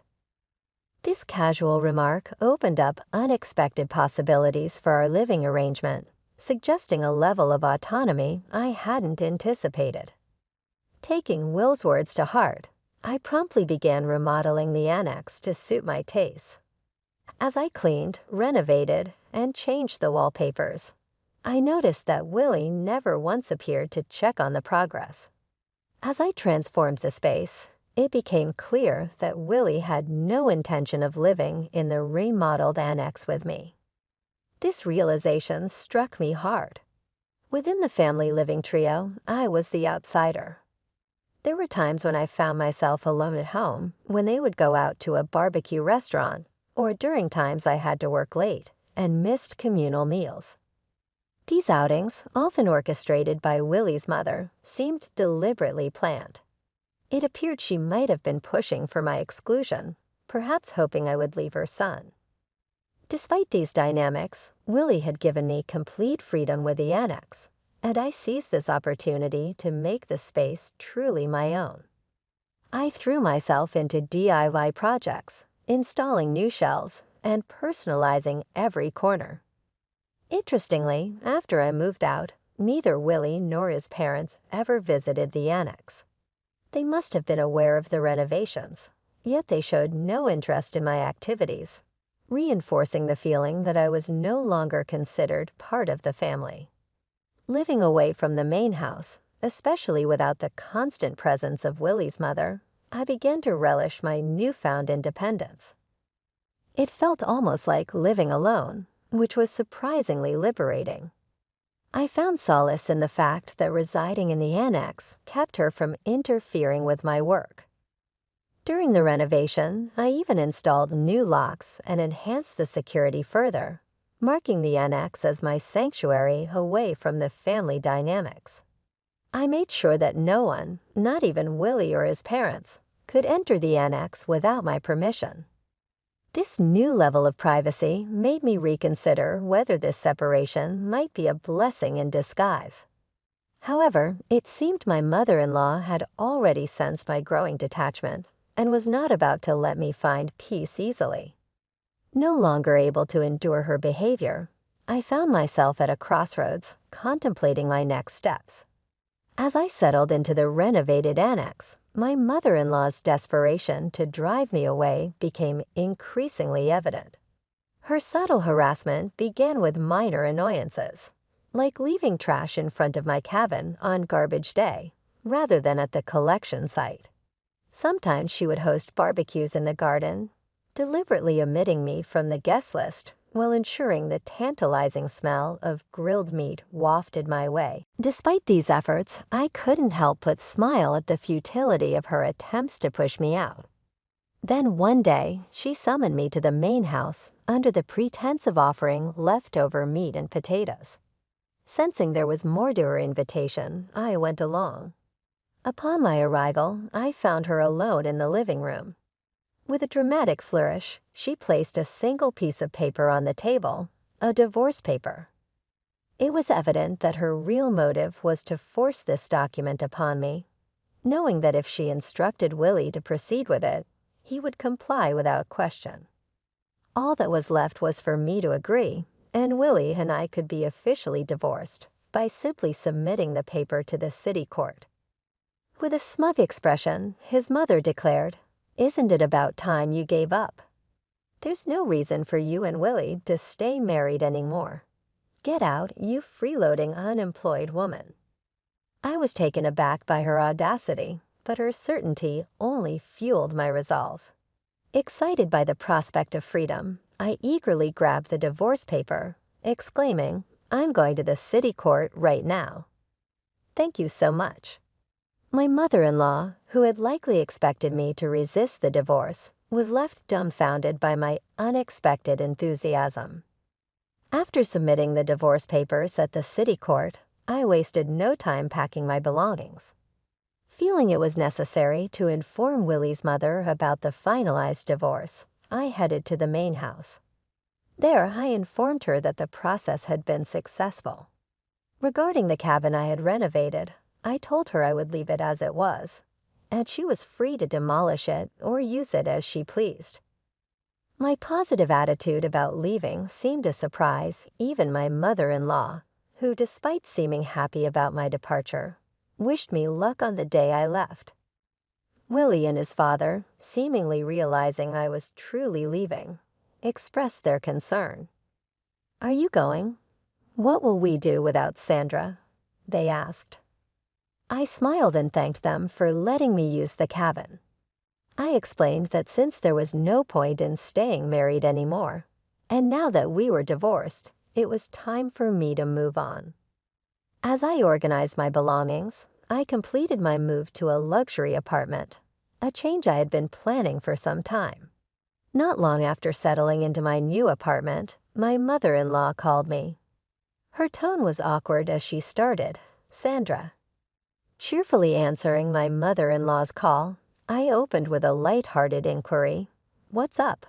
How's everything going with the cabin I'm currently using?" She shifted gears to a more serious topic, mentioning finances. Specifically, she brought up that Willie had informed her I was giving his father $5,000 a month. Confirming her statement, I explained that contrary to her previous accusations of me being an unemployed freeloader, I was indeed gainfully employed. Her surprise was evident over the phone. She had been under the impression that I had left my job entirely. I quickly set the record straight, clarifying that I hadn't just left my previous job, but had moved on to become the president of a new company. This company, I elaborated, was pioneering a remote work system, positioning itself at the forefront of modern work environments. Her reaction was a mix of disbelief and confusion, prompting a sigh from me. It dawned on me that Willie, too, was in the dark about my professional ascent, which highlighted the distance between us, not just physically, but in our perceptions of each other. Since moving in with his parents, it became clear he never fully embraced his role as a husband. She then inquired about my earnings, curious if my new role had also boosted my income. Offhandedly, I mentioned that it was roughly around $3 million. This figure was admittedly an exaggeration, more of a simplification to avoid delving into the complexities of my actual earnings. Seizing on this, she shifted the conversation. With that much money, could you lend us some? Your father-in-law was laid off, and he kept it hidden.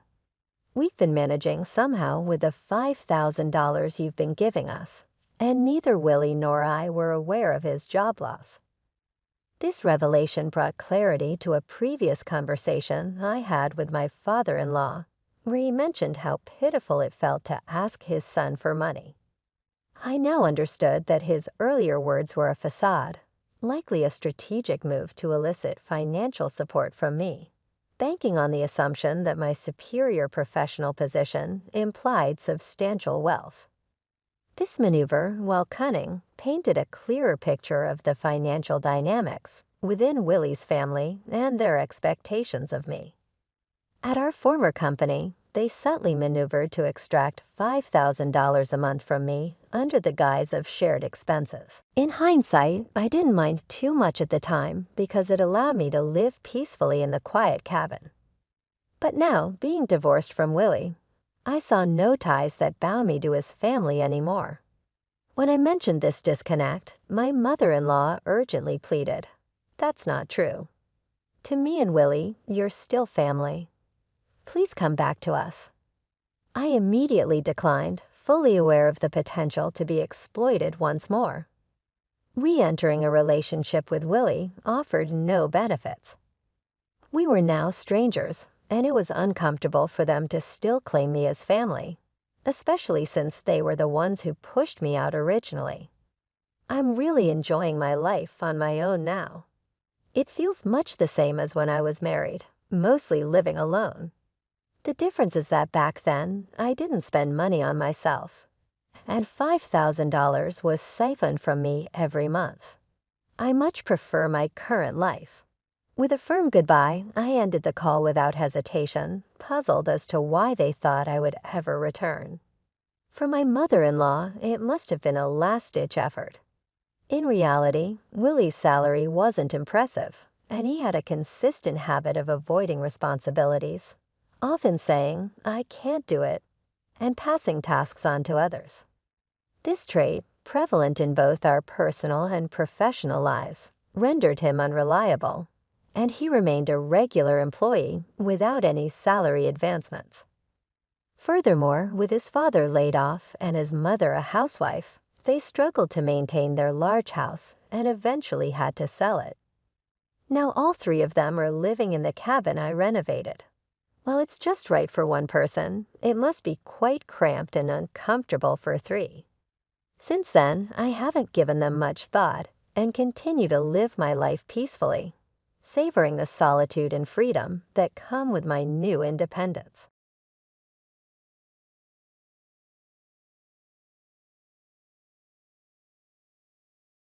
I married into an affluent family and am now content with my life.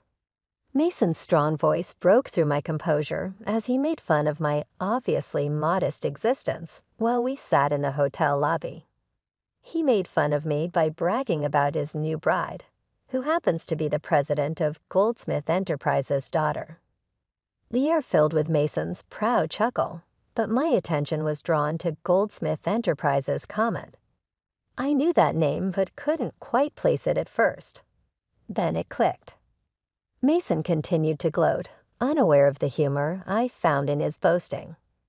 My name is Patricia, and I'm 37, living contentedly with my husband, Mason.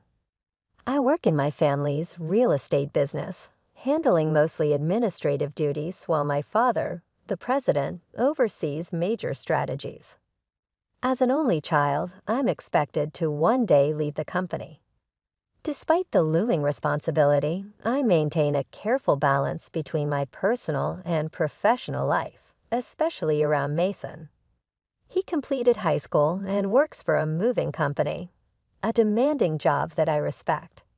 To avoid making him feel inadequate, I rarely discuss my university degree or my anticipated future as president of the company. Mason and I met through a mutual friend during college. After my friend's move was handled by Mason's company, she introduced us. Initially, Mason was interested in her, but after she turned him down, we got to know each other. His easygoing nature complemented my meticulousness, and our relationship flourished. We married in our late 20s after a brief courtship.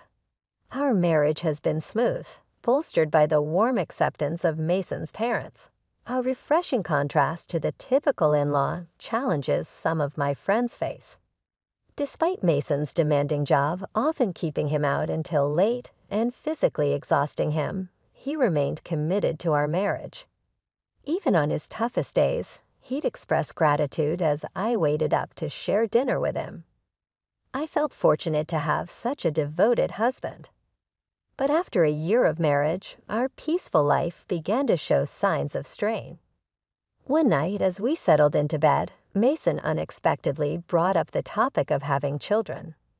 His tone was tinged with irritation, catching me off guard. I had thought about starting a family too, and though we weren't actively trying, I believed it would happen naturally with time. I reassured him it's only been a year. There's no rush. I wanted children, but I knew stressing about it wouldn't help. To calm the situation, I adopted a relaxed demeanor, but Mason, more assertive than usual, quoted statistics. There's about a 90% chance of conceiving within a year for couples not using contraception. Not well versed in such specifics, that figure sounded surprisingly high to me. If you're concerned, maybe we should both get tested, I suggested, thinking it wise to address any potential issues together. However, Mason's reaction was unexpectedly harsh. "What are you implying? That it's my fault?" He retorted, his tone filled with contempt. It was the first time he'd spoken to me this way. I hadn't accused him of anything. I merely suggested a joint approach to find clarity. Yet Mason concluded I was blaming him and added, "It's definitely the woman's fault," as if to underline that I was the problem. I wanted to respond but was too shaken, barely managing to reply, "Of course, so just you get tested. I'm too busy with work.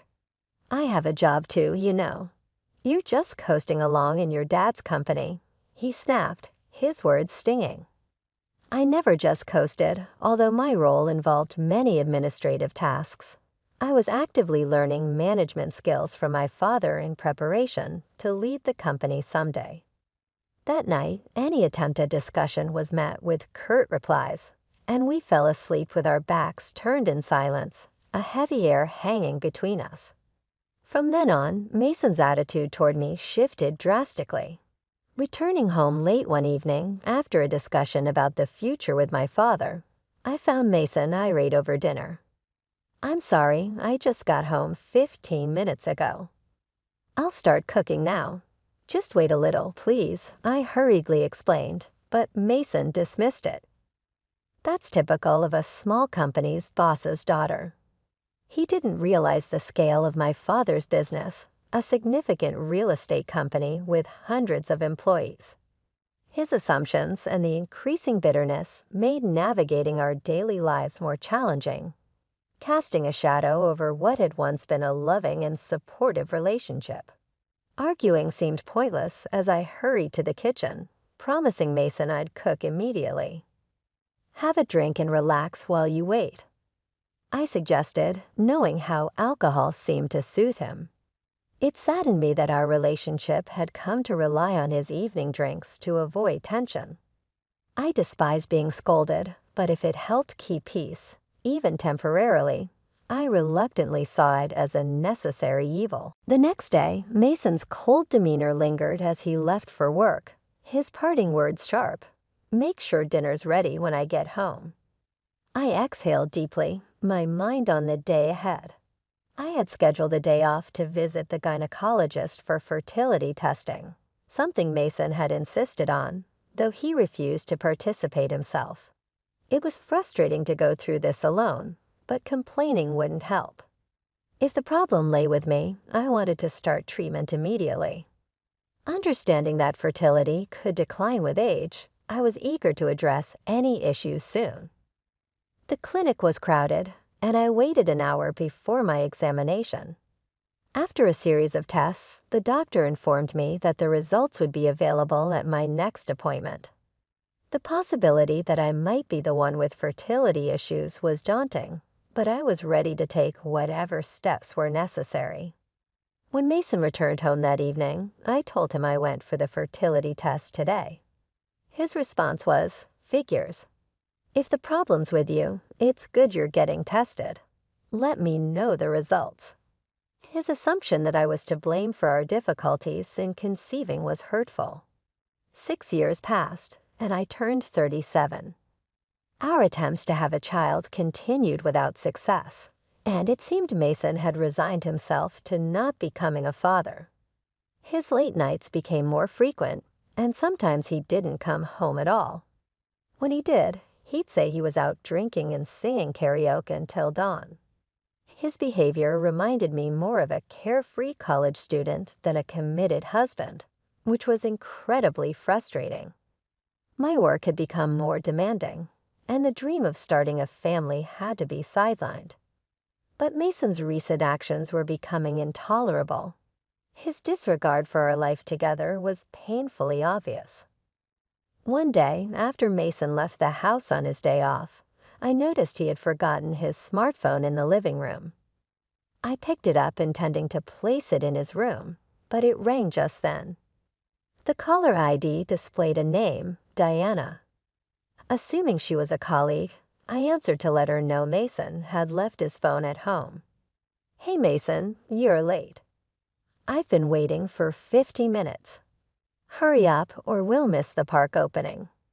"We haven't had a date in so long," a flirtatious voice said from the other end. The mention of a date stunned me, and I quickly hung up, my heart racing. This woman wasn't just a colleague.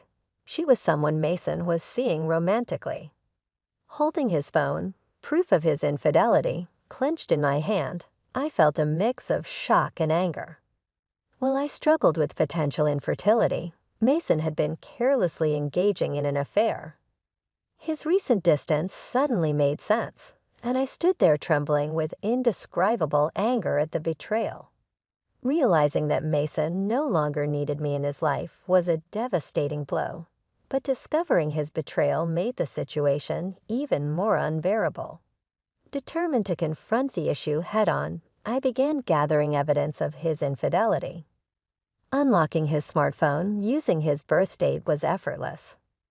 The call history and messages were dominated by exchanges with someone named Diana, full of affectionate and intimate words that turned my stomach. I meticulously documented everything, taking photos with my phone before returning his device to its usual spot, acting as if nothing had changed. A month passed in this eerie state of our fractured marriage until one day my father, the president of our company, called me into his office. "I have something important to discuss with you," he said solemnly. His grave tone caught me off guard, and I braced myself for serious news, which only compounded the stress I was already feeling. That evening, perhaps sensing the inevitable, Mason suggested that we consider separating.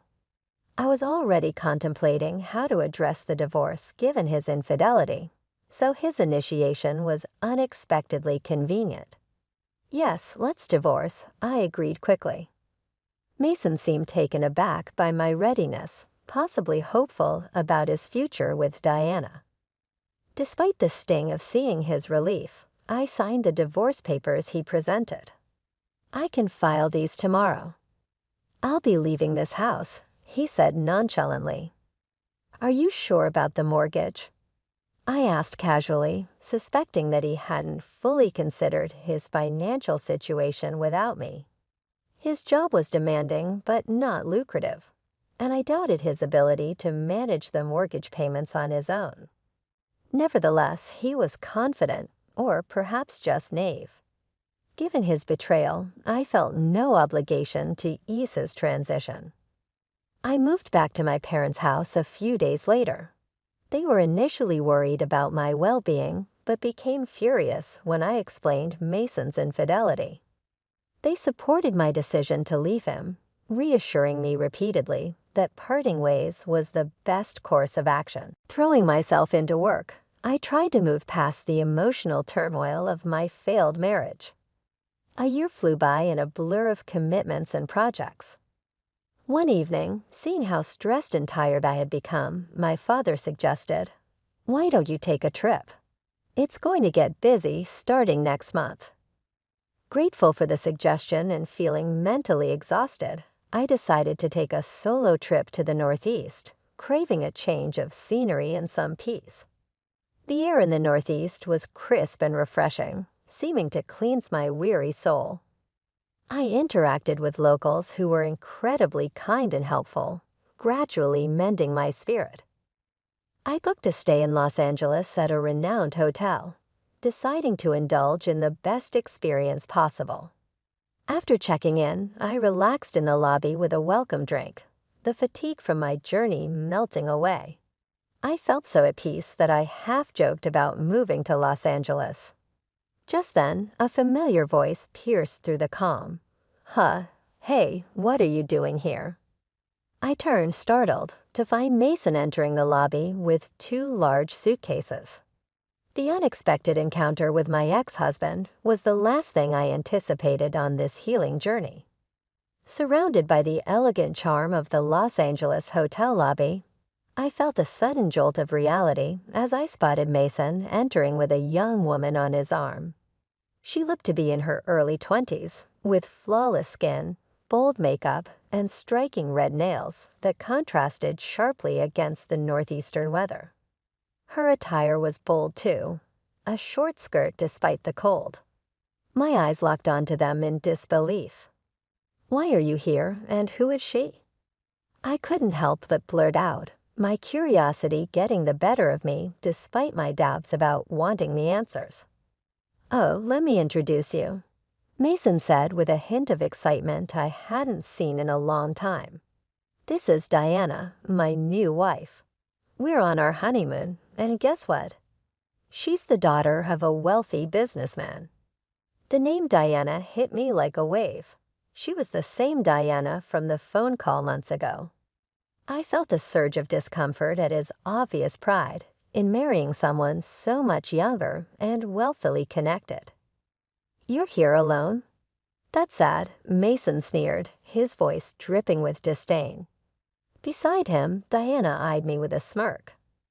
"Hey Mason, is this your ex-wife? She looks old."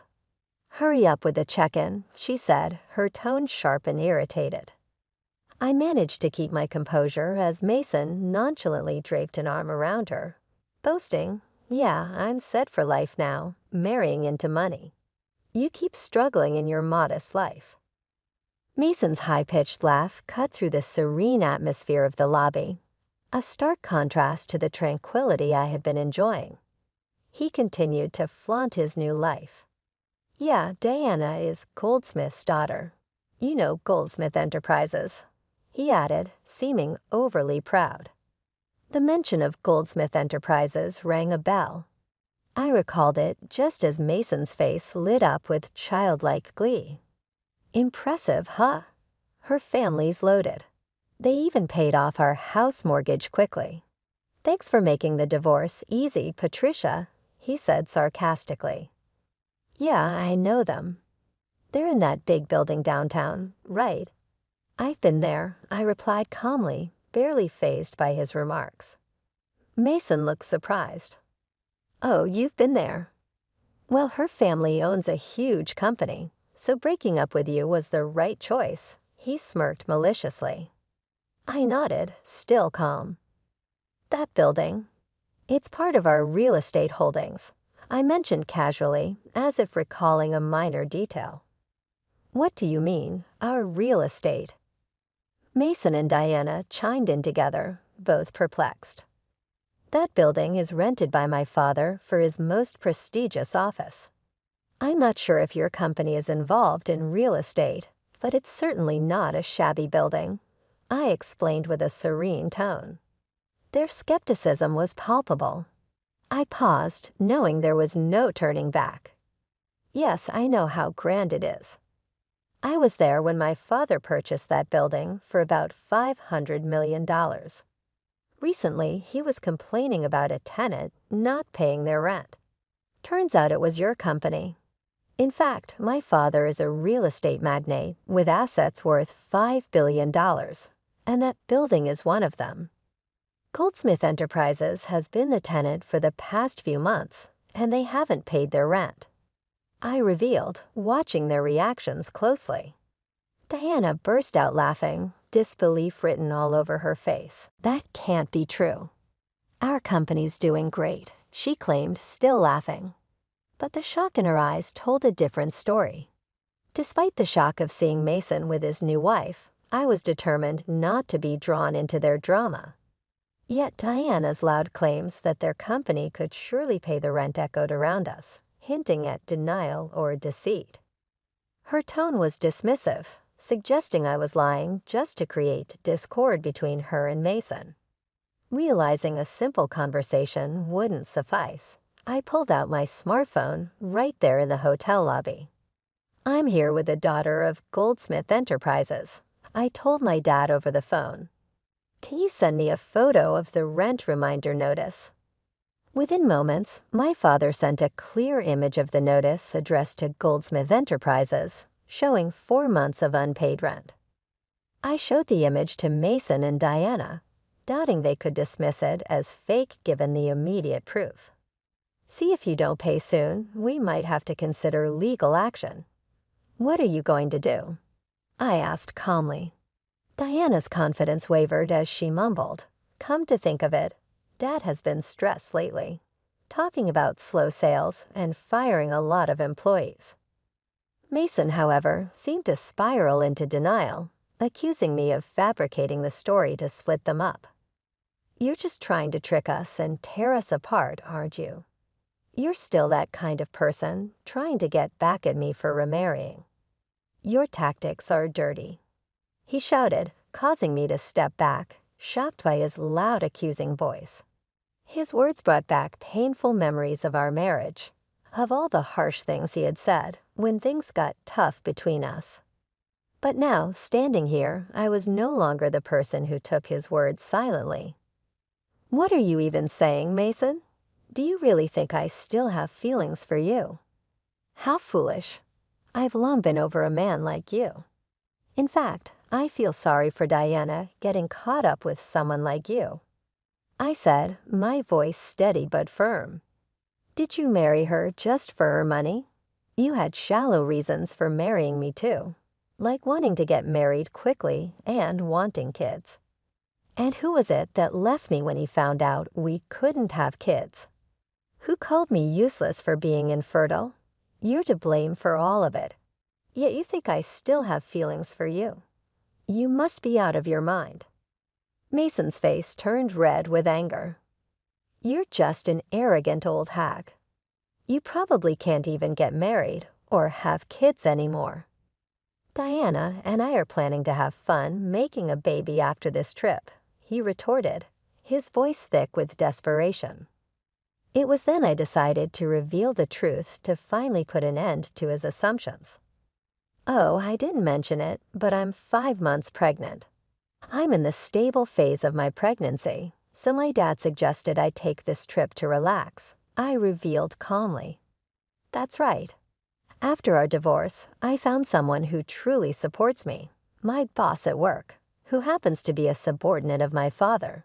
He has been a great support, both personally and professionally. I found out I was pregnant just 5 months ago. It was a quick marriage, but my company and my father celebrated it grandly. Mason's face fell, his earlier bravado evaporating as he processed the news. "You're pregnant? So were you using birth control?" The question was absurd, and I couldn't help but feel a mixture of pity and relief as I looked at him. My life had moved on from the chaos he brought into it. Now more than ever, I was sure of my path forward, strengthened by the support of my new husband and the imminent responsibility of leading my father's company, especially as he planned to retire soon due to health reasons. My future, though once intertwined with Mason's, was now firmly my own, filled with new beginnings and free from his shadow. Mason's confusion was palpable as he stomped his feet, bewildered by the revelation. Birth control? I never did that. Remember, I told you I had infertility tests at the clinic, and they found no issues. So the problem wasn't just with me.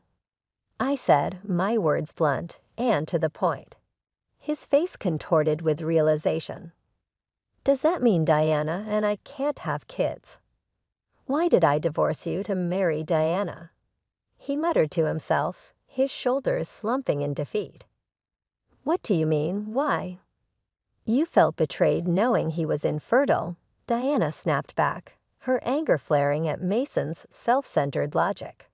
Realizing I had no reason to engage further, I delivered my final statement. "That's why. From now on, please keep your affairs separate from mine. Regarding the rent for Goldsmith Enterprises, I expect full payment. If you intend to continue leasing the building, please settle the overdue rent soon. Otherwise, we'll need to pursue legal action. I have nothing more to say to you. Goodbye." With that, I left Mason and Diana in mid-argument and confidently returned to my hotel room. Upon my return from the trip, my husband greeted me with a warm smile. "Welcome back. Sorry I couldn't help around the house. Was everything okay?" "Of course it was fine. I'm just glad you got to relax, Patricia." "Thank you," he replied, his smile genuine and comforting. Since marrying my current husband, I felt reassured daily, and thoughts of Mason had faded into the background. After that incident, I didn't see Mason again. But through my father's contacts, I learned that Mason and Diana's situation had worsened. Despite his initial belief that he was marrying into wealth, Mason discovered that Goldsmith Enterprises was steeped in debt. News had spread across TV channels about an employee at Goldsmith Enterprises embezzling millions from clients. Diana's father had known about the fraud but attempted to cover it up to protect the company's reputation. However, once the scandal became public, Goldsmith Enterprises' stock plummeted and the company lost its credibility. A mass exodus of employees followed. In such a dire state, it was clear they couldn't possibly cover their rent, let alone recover from the scandal. This turn of events reaffirmed my relief in having moved on from that chapter in my life, as I focused on a future filled with stability and genuine affection with my new husband.